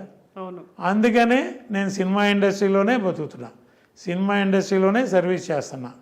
నేను ఇంతకు మించి బయట ప్రపంచంలో నేను బతకలేను. నేను రిటైర్ అయ్యానంటే కారణం నేను వాళ్ళన్న జనరేషన్తో ఇమడలేక. అయితే హై బడ్జెట్ పాన్ ఇండియాలు మల్టీ స్టారర్లు ఇవి కాకుండా మనం మాట్లాడుకున్నట్టుగా లో బడ్జెట్ లేకుంటే చిన్న వాళ్ళని ఎంకరేజ్ చేద్దాము, లేకుంటే కొత్తగా వచ్చినటువంటి డైరెక్టర్లను ఎంకరేజ్ చేద్దాము, ఈ కాన్సెప్ట్ అయినా మీరు ఆ కాన్సెప్ట్తో నేను చేసే రోజులమ్మా. ఇప్పుడు లేదా? ఇప్పుడు లేదు, అసలు లేదు, కొనేవాళ్ళు లేడమ్మా. ఇప్పుడు ఒక్కొక్క లాంగ్వేజ్లో 200 ఫస్ట్ కాపీలు ఉన్నాయమ్మా. ఆల్ ఇండియా 1000 ఫస్ట్ కాపీలు అన్రిలీజ్డ్ ఫిలిమ్స్. హిందీలో 200, తెలుగులో 200. ల్యాబుల్లో అడగండి మీరు. తెలుగు, తమిళ్, కన్నడ, మలయాళం, హిందీ 1000 సినిమాలు మినిమం రిలీజ్ అవ్వకుండా లైట్ చూడకుండా ఉన్నాయి. 36 సినిమాలు తీసినటువంటి ప్రొడ్యూసర్లో ఆల్మోస్ట్ మెజారిటీ 90% కదా సూపర్ హిట్లు, 80% సూపర్ హిట్లు తీసినటువంటి ప్రొడ్యూసర్ తీసిన సినిమా అనేది కూడా లేదా? ఇప్పుడు ఒకవేళ మీరు సినిమా తీశారు అంటే ఆ కాన్ఫిడెన్స్ ఉండట్లేదా? రాదా? ఉందమ్మా. నేను ఏం తీస్తానో కంట్రోల్. ఇప్పుడు నేను కాదమ్మా, అది కాదమ్మా కవిత, ఒకటే పాయింట్. నేను ఒక హీరో దగ్గరికి వెళ్తే అన్నదమ్ముల్లాగా ఉండాలి. ఒక డైరెక్టర్ దగ్గరికి వెళ్తే ఒక ఫ్యామిలీ మెంబర్ లాగా నా తమ్ముడు నాకు ఒక సినిమా చేసి పెడుతున్నాడు అన్నట్టు ఉండాలి. సుమన్తో నేను అట్లా ట్రావెల్ అయ్యా. వాళ్ళ జనరేషన్తో నేను అట్లా ట్రావెల్ అవ్వలేను. కారణం ఏంటంటే సార్ సార్ సార్ సార్ అని బాబు నాకు వద్దమ్మా. నేను డబ్బులు పెడతా, నేను సినిమా తీస్తా, నేను ఎందుకు అది అడుక్కోవాలి? సినిమా తీయకపోతే నన్ను ఎవడం కొట్టాడా? సినిమా నా మాట నెగ్గినంతకాలం దుక్కిపాటి మధుసూదనరావు గారి నుంచి, ఏవిఎం దగ్గర నుంచి, జెమినీ దగ్గర నుంచి, విజయవాహిని దగ్గర నుంచి వాళ్ళ మాటలు నెగ్గినంతకాలమే వాళ్ళు సినిమాలు తీశారు. వాళ్ళందరూ ఎందుకు సినిమాలు తీయట్లా? వాళ్ళు సోకాళ్ళు పెద్ద పెద్ద ప్రొడ్యూసర్లు తెలుగులో కూడా ఉన్నారుగా, వాళ్ళు ఎందుకు సినిమాలు తీయట్లా? ప్రస్తుత ట్రెండ్లో ఇమ్మడలేక. వాడు తీసే ప్రొడ్యూసర్ల కంటే సినిమాలు తీయలేని పెద్ద ప్రొడ్యూసర్ కౌన్సిల్లో 4,000 మంది మెంబర్లు ఉన్నారు. దానిలో 400 మంది మినిమం ఎనర్జెటిక్, ఒక సినిమా సబ్జెక్టు, మంచి చెడు అన్నీ తెలిసిన వాళ్ళు, సినిమా ఎలా తీయాలి, ఎంతలో తీయాలి అనే నాలెడ్జ్ ఉన్న ప్రొడ్యూసర్లు కనీసం 100 మంది ఉంటారు. ఆ 100 మందే సినిమాలు తీయట్లేదమ్మా. కొత్త వాళ్ళు వస్తున్నారు, కొత్త వాళ్ళు వెళ్ళిపోతున్నారు. కొత్త బ్లడ్ వచ్చి, కొత్త రక్తం వచ్చి పాత రక్తాన్ని తోసుకెళ్ళిపోయి ఇండస్ట్రీ నడుస్తుంది. రెగ్యులర్ ప్రొడ్యూసర్, 2వ సినిమా అనౌన్స్ చేసిన ప్రొడ్యూసర్ చెప్పమ్మా ఈ లాస్ట్ ఇయర్. కాటగట్ ప్రసాద్ వదిలే 15 ఏళ్ళ నాడు సినిమా తీశాడు. లాస్ట్ ఇయర్ సినిమా తీసిన ప్రొడ్యూసర్ ఇయర్లో ఎవరు తీస్తున్నారు చెప్పండి. అంటే హీరోలు కాంపౌండ్లో ఉన్న బ్యానర్లు కాకుండా రెగ్యులర్ ఒక 5-6 ప్రొడ్యూసర్లు లైక్ దిల్ రాజు, అశ్విని దత్ గారు, అట్లా ఒక 5-6 ఉన్నారు, దానయ్య, అట్లా మన సితారా ఎంటర్టైన్మెంట్, ఇట్లా కొన్ని బ్యానర్లు ఒక 5-6 ఉన్నాయి. వాళ్ళు కాకుండా హీరోలు కాంపౌండ్లో ఉన్నవాళ్ళు కూడా హీరోలతో సినిమాలు తీయట్లా. అరవింద్ గారు సినిమా తీయలేక, సురేష్ బాబు సినిమా తీయలేక, వాళ్ళు ఏమన్నా లేరమ్మా. వాళ్ళు ఇప్పుడు నేను హీరో దగ్గరికి వెళ్తే నా తమ్ముళ్ళలాగా ఉండాలి కానీ నాకు శత్రువులాగా ఉండకూడదు. వాడు నాకు హీరో తమ్ముడు, రేపొద్దునే లొకేషన్లో నన్ను ఒక 8 చూసినట్టు చూస్తాడు. అసలు ప్రొడ్యూసర్ లొకేషన్ వస్తే హీరోకి 3 రాదమ్మా, యాక్ట్ చేయలేడు. డైరెక్టర్కి 3 రాదు, సినిమా షార్ట్ తీయలేడు. మరి రామానాయుడు గారు ట్రాలీ ఎట్టా తోసాడో నేను చూశాను, క్రేన్ ఎట్టా ఆపరేట్ చేశారో నేను చూశాను, నేను అట్టాగే చేశా. ఇప్పుడు అందరూ అలాగే ఉన్నారంటారా? ప్రొడ్యూసర్ వస్తే యాక్సెప్ట్ చేయకపోవడం అనేది? యాక్సెప్ట్ చేస్తారో చేయరో అనేది నేను సెకండరీ అమ్మా. అసలు వారు ప్రొడ్యూసర్ లొకేషన్కి వెళ్ళినాడు ఎంతమంది చెప్పమ్మా? నేను చెప్పిన 5-6 పేర్లు కాకుండా. నా డబ్బు ఇచ్చి ఎగ్జిక్యూటివ్ ప్రొడ్యూసర్కి డబ్బులు ఇచ్చి పంపించి సినిమా తీసుకురమ్మన్నా. మీరు ఇంట్లో కూర్చోండి సార్, ఆఫీసులో కూర్చోండి సార్, మీకు నేను ఫస్ట్ కాపీ చూపిస్తానంటాడు. ఏంటి చూపించేది? ఫస్ట్ కాపీ తీసిన తర్వాత అప్పటికే మనం మునగాల్సిన లెవెల్లో మునిగాం. ఇక ఈ సినిమా నుంచి ఎట్టా కూడా బయటపడితే చాలు అనుకుంటాం. నాకు నచ్చదు, తెలిసి నాకు ఈ సినిమా ఫ్లాప్ అని తెలుసు, అయినా సరే నేను రిలీజ్ చేసి తీరాలి. డిస్ట్రిబ్యూటర్లకి మాయ కబుర్లు చెప్పాలి, ఈవెంట్లు చేయాలి, ఆడియో ఫంక్షన్లు చేయాలి, టీజర్ రిలీజ్ చేయాలి. ఎట్టాగో 2వ వారం ఫంక్షన్ రాదు. అట్టా చేసినప్పుడు నేను బయటపడాలంటే అది ఇంకో సినిమా. అట్లా ఎంతమంది ప్రొడ్యూసర్లు, ఆ 5-6 కాకుండా కాంపౌండ్లో హీరోలు ఉన్న ప్రొడ్యూసర్లే సినిమాలు తీయట్లా. నేను వెళ్ళి బాబు అన్నా అవసరమా? నేను వాడు సౌత్ ఇండియన్ ఫిలిం ఛాంబర్లో కూర్చుని ప్రెసిడెంట్ పోస్ట్ అయిపోయినా కానీ నేను వాడు అక్కడ కమాండ్ చేసే పోస్టులోనే ఉన్నా. ఆ పోస్ట్ ఉండదు అక్కడికి వెళ్ళినాక ఇలా ఉండాలి. లొకేషన్లో ప్రొడ్యూసర్ అనేవాడు ఇట్లా ఉండాలి. లేకపోతే హీరోలకి ఒక్క సినిమా తర్వాత సక్సెస్ అయితే హీరో, ఇంకో సినిమా తర్వాత రెమ్యునరేషన్ ఇస్తాడు, 3వ సినిమా తర్వాత డైరెక్టర్ని సెలెక్ట్ చేసుకునే లెవెల్కి వస్తాడు, 4వ సినిమా తర్వాత కథా డైరెక్టర్ సెలెక్ట్ చేసే లెవెల్కి వస్తాడు, 5వ సినిమాకి తనే షార్ట్ చెప్పే లెవెల్కి వస్తాడు. డైరెక్టర్ని పక్కన కూర్చోబెట్టి తనే షార్ట్ చెప్తాడు. అట్లా కొంతమంది హీరోలు ఉన్నారు ఇప్పుడు. మనకు అనవసరం, నాకు అనవసరం, నేను పేరెత్తను. ఎవరి కాళ్ళకి తెలుసు ఇండస్ట్రీలో మన బిహేవియర్ ఏంటి, మనం ఎక్కడి నుంచి వచ్చాం, వాడు ఎట్టా ఉన్నాం, మన బిహేవియర్ ఏంటి. ఎన్టీ రామారావు గారు, అక్కినేని నాగేశ్వరరావు వాళ్ళందరితో తిరిగిన నాబోటాళ్ళు, వీళ్ళందరితో తిరగలేమమ్మా. ఫస్ట్ పాయింట్, సినిమా దిగిపోతే ఎవడ కొట్టడం. వీళ్ళందరితో తిరిగి మన అహం చంపుకొని, అహం చెడ్డ వితం చెడ్డ ఫలితం దక్కుద్దా, అది లేదు. మీ పెట్టుబడి వెనక్కి వస్తుందా, అది లేదు. ఇప్పుడు మనం మాట్లాడుకున్న దాంట్లో సక్సెస్ అయినటువంటి ఈ ప్రొడ్యూసర్లు ఉన్నారు. మొత్తం ఫిల్మ్ అంతా సక్సెస్ అయింది, ప్రపంచం అంతా అప్లాస్ చేస్తుంది, ఇవన్నీ అనుకున్నప్పుడు ప్రొడ్యూసర్కి తగిన గుర్తింపు లభిస్తుంది అప్పుడన్నా? అది కూడా తక్కువే, లేదు. కొంతమంది డైరెక్టర్లు టేక్ ఓవర్ చేస్తున్నారు, కొంతమంది హీరోలు టేక్ ఓవర్ చేస్తున్నారు. సక్సెస్ వాళ్ళు తీసుకుంటారు. ఫెయిల్ అయితే నేను ప్రొడ్యూసరు ఎందుకు పనికిరాడు, హీరో డైరెక్టర్ మీద నెడతాడు, డైరెక్టర్ హీరో మీద నెడతాడు. వాళ్ళిద్దరు ఎట్టకు మళ్ళీ కలిసి పనిచేయరుగా, అందుకని వాళ్ళిద్దరు ఒకరినొకరు బ్లేమ్ చేసుకుంటారు. మధ్యలో పిచ్చాడు ఎవడా అంటే ప్రొడ్యూసరు. ఎవరు పలానా సినిమా ప్రొడ్యూసరు డైరెక్టరు ఒక హోమ్లీగా కలిసి, ఇప్పుడు రాఘవేంద్ర గారు ఇప్పటికీ చేస్తున్నాడంటే ఆయన బాధ్యత తీసుకునే చేస్తాడు, ఆ తరం కాబట్టి. ఇప్పుడు తరం ఎవరు చేస్తున్నారు అట్లా. రాఘవేంద్ర గారు కూడా సినిమా తీయాలంటే తీయలేడమ్మా, కోదండరామరెడ్డి గారు తీయలేరా? ఎందుకు తీయట్లే వాళ్ళు? లొకేషన్లోకి వెళ్ళి ప్రతి బాబు అనాలి, వాళ్ళే షార్ట్ చెప్తున్నారు. ఇంక రాఘవేంద్ర గారు ఎందుకు, కోదండరామరెడ్డి గారు ఎందుకు? కొంతమంది వాళ్ళే షార్ట్ చెప్తున్నారు. కెమెరా ఇక్కడ పెట్టమంటారు, ఇట్లా అది ఏమంటారు, అది చేయమంటారు, ఇది చేయమంటారు. అవన్నీ మనం మా ప్రొడ్యూసర్కో లేకపోతే ఎస్టాబ్లిష్డ్ డైరెక్టర్స్ లైక్ రాఘవేంద్రరావు లాంటి వాళ్ళకో అవసరం. ఇవన్నీ నేను ఎవరిని కించపరచడం కాదు, ఇండస్ట్రీలో పలానా వాళ్ళ పేరెత్తి నేను అనాలని కాదు. ఇండస్ట్రీలో ఎవరు తప్పులు వాళ్ళది, ఎవరు చిన్నపిల్లలు కాదు. అందరూ ఎంతో కొంత చదువుకుని వచ్చిన వాళ్ళే, ఎంతో కొంత ఊహ తెలిసిన వాళ్ళే, ఎంతో కొంత సినిమా నాలెడ్జ్ ఉన్నవాళ్లే.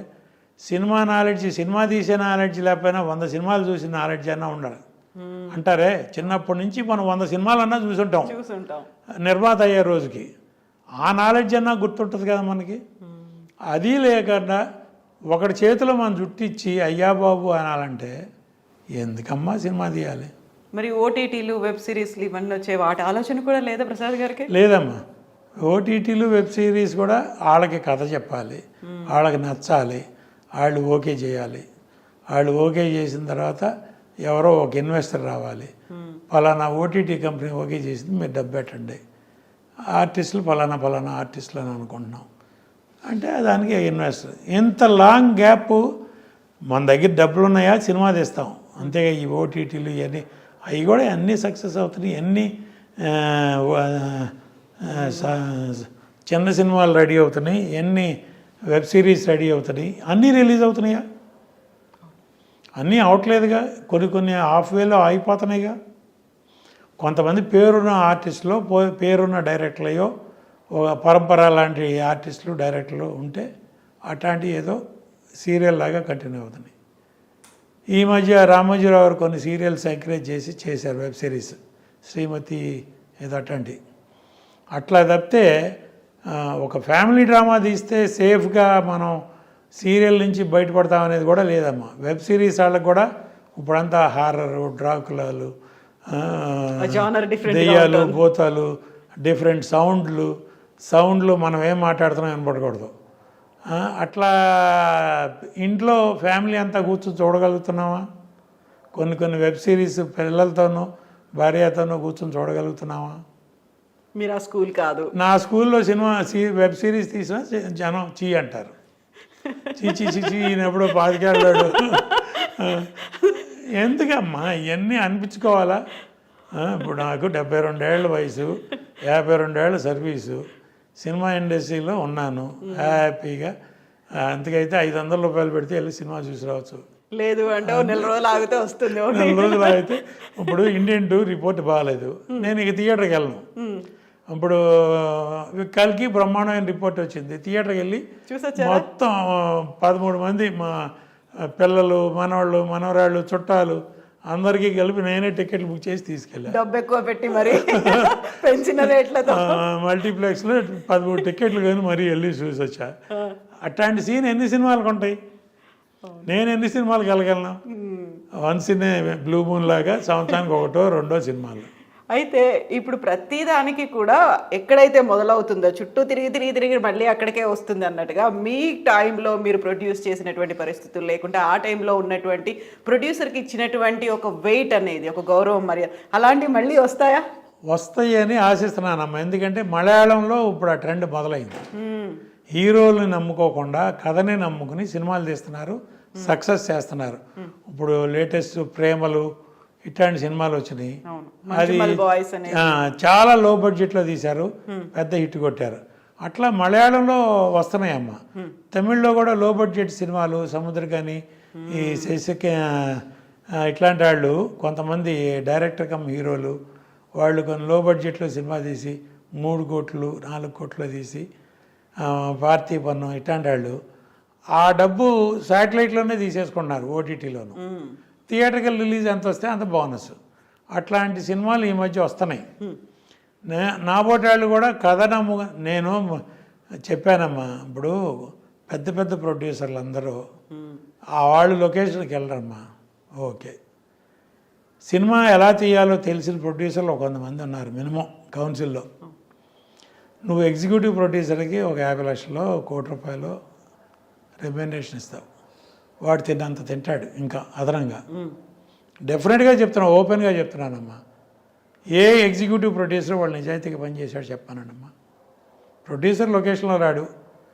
కొంతమంది డైరెక్టర్లు అయితే కమిషన్లు తీసుకుంటారు, వాళ్ళ కోసం ఈ ఎగ్జిక్యూటివ్ ప్రొడ్యూసరు కమిషన్ ఇవ్వాలంటే కెమెరామ్యాన్లకి కమిషన్ ఇవ్వాలి, అవుట్డోర్ వాళ్ళు, ఆర్టిస్టులు, టెక్నీషియన్స్, డైరెక్టర్కి కమిషన్లు ఇవ్వాలి.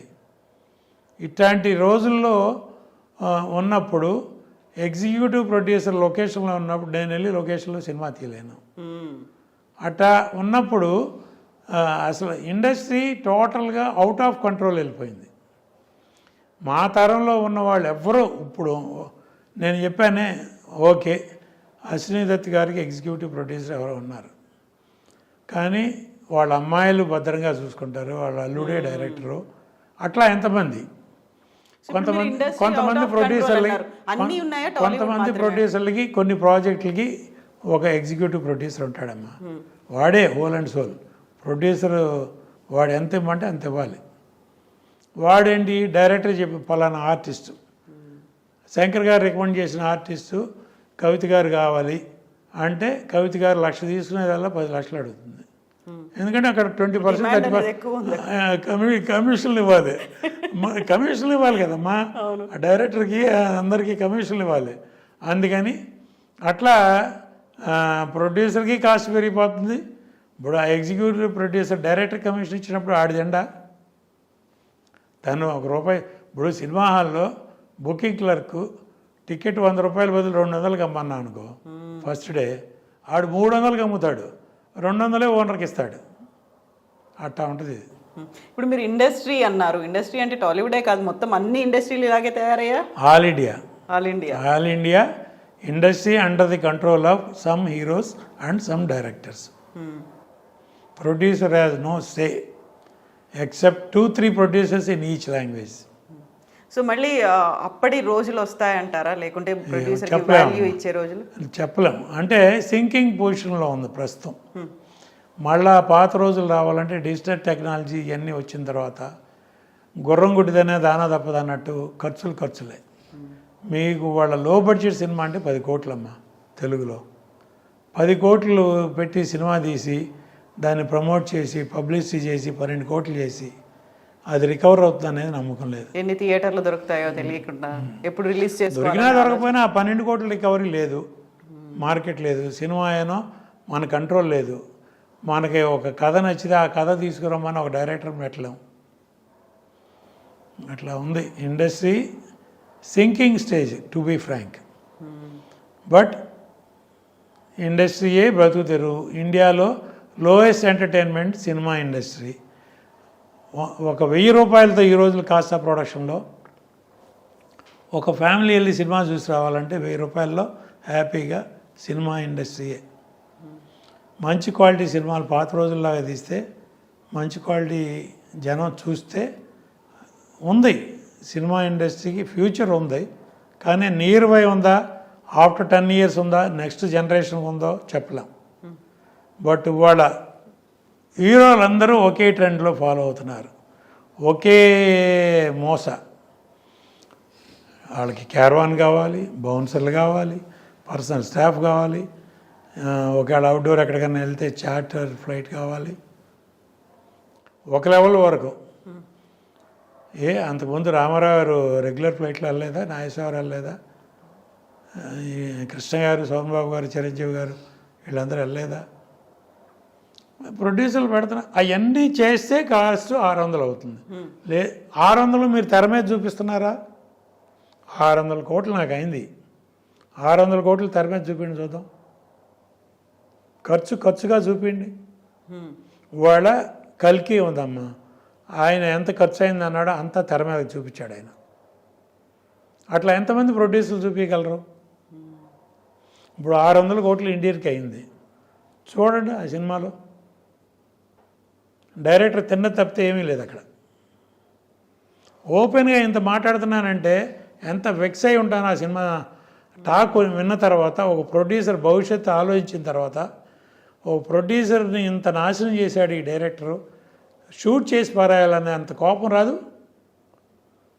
అసలు ఇండస్ట్రీలో ఇట్లాంటి వాళ్ళని మనం ఎంకరేజ్ చేయాలా, అలౌ చేయాలా? నెక్స్ట్ ఒక ప్రొడ్యూసర్ వచ్చి సినిమా తీయాలంటే వాడు సూసైడ్ చేసుకున్నట్టే. ఇప్పుడు మీరు ఇన్ని మాట్లాడుతున్నారు కదా, ఇవన్నీ కూడా ఇప్పటిదానికి ఒక వ్యతిరేకంగా మాట్లాడుతుంది. ఇప్పుడు ఏదైతే ట్రెండ్ ఉందో కాట్రగడ్డ ప్రసాద్ గారు అర్థం చేసుకోలేకపోతున్నారు. ఎప్పటిదో పాతకాలం దాన్ని ఆలోచన ఆ ఓల్డ్ స్కూల్ నే కంటిన్యూ చేస్తున్నారు అన్నారు. ఇప్పుడు కాదమ్మా, 15 ఏళ్ళ నాడు రాధాకృష్ణ గారు అన్నారు ఏబిఎన్ లో, మీరు అర్థం చేసుకోలేకపోతున్నారు. ఓపెన్ ఆర్ట్ లో ఇప్పుడు జనరేషన్ లో మీరు మింగిల్ అవ్వలేకపోతున్నారు, బాబు బాబు అనలేకపోతున్నారంటే మేము అందరినీ చక్కగా హీరోలతో ఫ్రెండ్లీగా తిరిగి వచ్చిన వాళ్ళం అనలేకపోతున్నాం అని రాధాకృష్ణ గారు ఎందుకంటే ఎక్కువ ఎక్స్రే ప్రశ్నలు వేశాడు. ఆ రోజు చెప్పా, 15 ఏళ్ళ నాడు చెప్పా, ఇండస్ట్రీ సింక్ అవుతుందని. వాళ్ళు ఇంకా సింక్ అవుతుంది. యథార్థవాది లోక విరోధి అంట. లోక విరోధి. I don't care. నేను ఎవరిని ఇప్పుడు నా టీం అనేవాళ్ళు ఉన్నారే, ఈ రోజుకి నేను సుమన్కి ఫోన్ చేస్తే పొద్దున్నే ఎప్పుడన్నా హ్యాపీగా అన్నయ్య గారు ఎలా ఉంటానని, అలాగే నా టీం అందరికీ ఫోన్లు చేస్తూ ఉంటాను. నా వాణిశ్రీ గారు ఫోన్ చేస్తే ఎట్లా ఉన్నారంటారు. నాకు వర్క్ చేసిన ప్రతి ఆర్టిస్ట్కి పాండమిక్లో నేను ఫోన్ చేసేవాడిని. సత్యనారాయణ గారికి, కోట శ్రీనివాస గారికి, బాబుమోహన్ గారికి, బ్రహ్మానందం గారికి, అందరికీ నేను ఫోన్లు చేసి పాండమిక్ జాగ్రత్త, పాండమిక్ జాగ్రత్త అని అందరితోనూ వారం వారం మాట్లాడే. 2 నెలలు ఏంటయ్యా పని అంటే ఫోనే. అట్లా 2 సంవత్సరాలు అట్లా గడిచింది మనకు ఆ పాండమిక్ పీరియడ్. అట్లా ఆ సెంటిమెంట్ ఏది షావుకార్ జానక్ గారికి ఫోన్ చేసేవాడిని, అమ్మ ఎలా ఉన్నారు. బి సరోజదేవి గారికి ఫోన్ చేసేవాడిని, రాజశ్రీ గారికి ఫోన్ చేసేవాడిని, కాంచన్ గారికి ఫోన్ సీనియర్స్ అందరికీ ఫోన్లు చేసి, వాళ్ళు నాతో పనిచేసిన వాళ్ళు చాలా తక్కువ మంది, వాళ్ళతో నా పరిచయాలు ఛాంబర్లో వాళ్ళతో నా ట్రావెల్ని బట్టి శారద గారు, రాజశ్రీ గారు వీళ్ళందరికీ ఫోన్లు చేసి, కేఆర్ విజయ్ గారు అందరికీ ఫోన్లు చేసి, అమ్మ ఎలా ఉన్నారమ్మా, జాగ్రత్త అమ్మ. అలా వాళ్ళ ఆ ప్రేమలు అభిమానాలు ఎక్కడ ఉన్నాయమ్మా. ఒక హీరోతో సినిమా తీసిన తర్వాత ఆ సినిమా ఫ్లాప్ అయితే ఆ ప్రొడ్యూసర్ ముఖం ఆ హీరో చూడ్డు.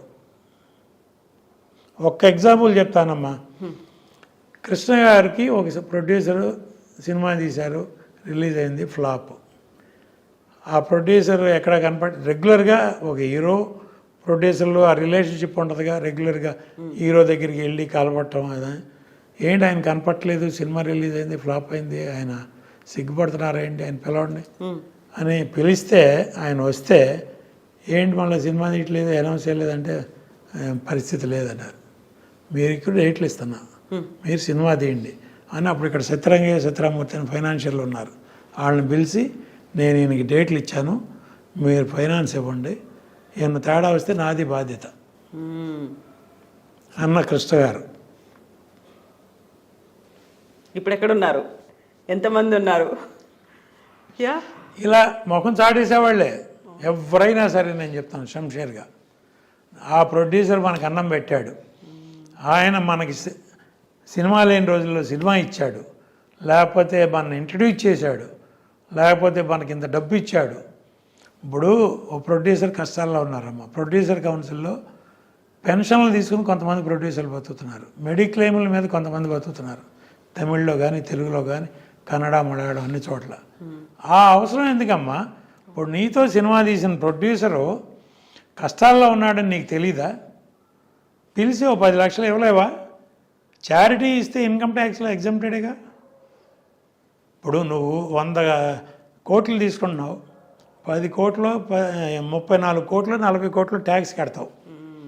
దాని బదులు 10 కోట్లు దాన ధర్మాలు చేయి. నీ ప్రొడ్యూసర్లకే, ఎవరికో వద్దు, నీ ఇండస్ట్రీలో నువ్వు ఎవరితో అయితే ట్రావెల్ అయ్యావో ఆర్టిస్టులు, టెక్నీషియన్స్, పలానా ఆర్టిస్ట్ బాగాలేదు, పలానా టెక్నీషియన్ బాగాలేదు, పలానా నిర్మాత బాగాలేదు, లేదా పలానా నీ ఇండస్ట్రీలోనే నీ కుటుంబంలోనే పిలిచి చారిటీ ఇవ్వలేవు? ఇస్తే ఇన్కమ్ ట్యాక్స్లో క్లెయిమ్ ఉందిగా. అంత మనసు ఎవరికి ఉంది? ఇప్పుడు ఎవరు చేస్తున్నారు కనుక.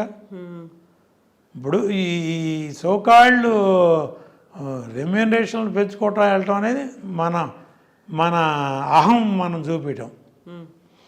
ప్రేమనగర్లో ఒక డైలాగ్ ఉంటుంది, ఇక్కడి నుంచి మన రాజ్యం మొదలు, ఇక్కడి నుంచి మనకు అహంకారం మొదలవుతుంది.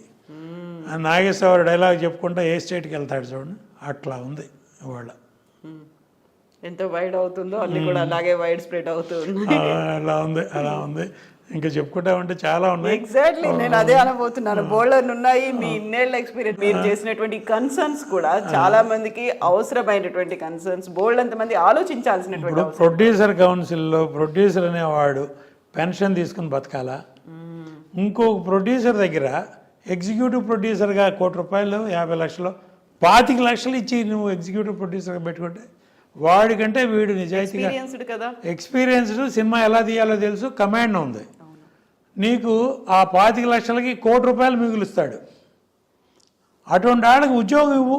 ప్రొడ్యూసర్ కౌన్సిల్లో ఏంటి సార్ మీరు సఫర్ అవుతున్నారు, రండి నా సినిమాకి వర్క్ చేయండి, నాతో పాటు ఉండండి. ఆడెవడో మేనేజర్గా పెట్టుకుని ఆడి ఇష్టం వచ్చినట్టు డబ్బులు ఖర్చు పెట్టడం ఎందుకు? విచ్చలవిడిగా డైరెక్టర్ చెప్పినట్టు వాడటం ఎందుకు? మీరు దగ్గరుండి ఖర్చు పెట్టండి, మీరు సేవ్ చేయండి, మీరు తినండి, మీరు ₹1 తీసుకోండి, 25 లక్షల రెమ్యూనరేషన్ తీసుకోండి అంటే ప్రొడ్యూసర్లు రారమ్మా.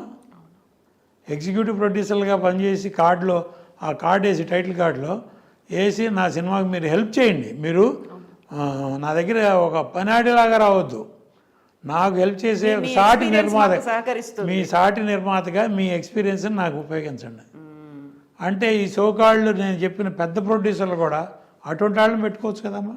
ప్రొడ్యూసర్ కౌన్సిల్లో ఉన్నారుగా, ఇప్పుడు కూడా సినిమా తీయలేని ఎక్స్పీరియన్స్డ్ ప్రొడ్యూసర్లు చాలామంది ఉన్నారుగా, వాళ్ళని పెట్టుకోవచ్చుగా. నిజమే. సో బోల్డ్ అన్ని క్వశ్చన్స్ ఉన్నాయి, నిజంగానే సమస్యలు ఎన్ని ఉన్నాయో క్వశ్చన్స్ ఇవన్నీ ఉన్నాయి. కాబట్టి thank you so much Prasad గారు. నిజంగానే ఇవన్నీ బిట్లుగా ఆయన అందరికీ చేరాల్సినటువంటి అవసరం చేరాలి అంటే నా ఆవేదన ఇండస్ట్రీ బాగుండాలని. ఇండస్ట్రీలో నిర్మాత అనేవాడు బాగుంటే ఇండస్ట్రీ అందరూ బతుకుతారు. హీరో కూడా నిర్మాత దగ్గర జీతం తీసుకునేవాడే, ఎంత కమాండ్లో ఉన్నాడైనా సరే అల్టిమేట్గా జీతం తీసుకునేవాడే.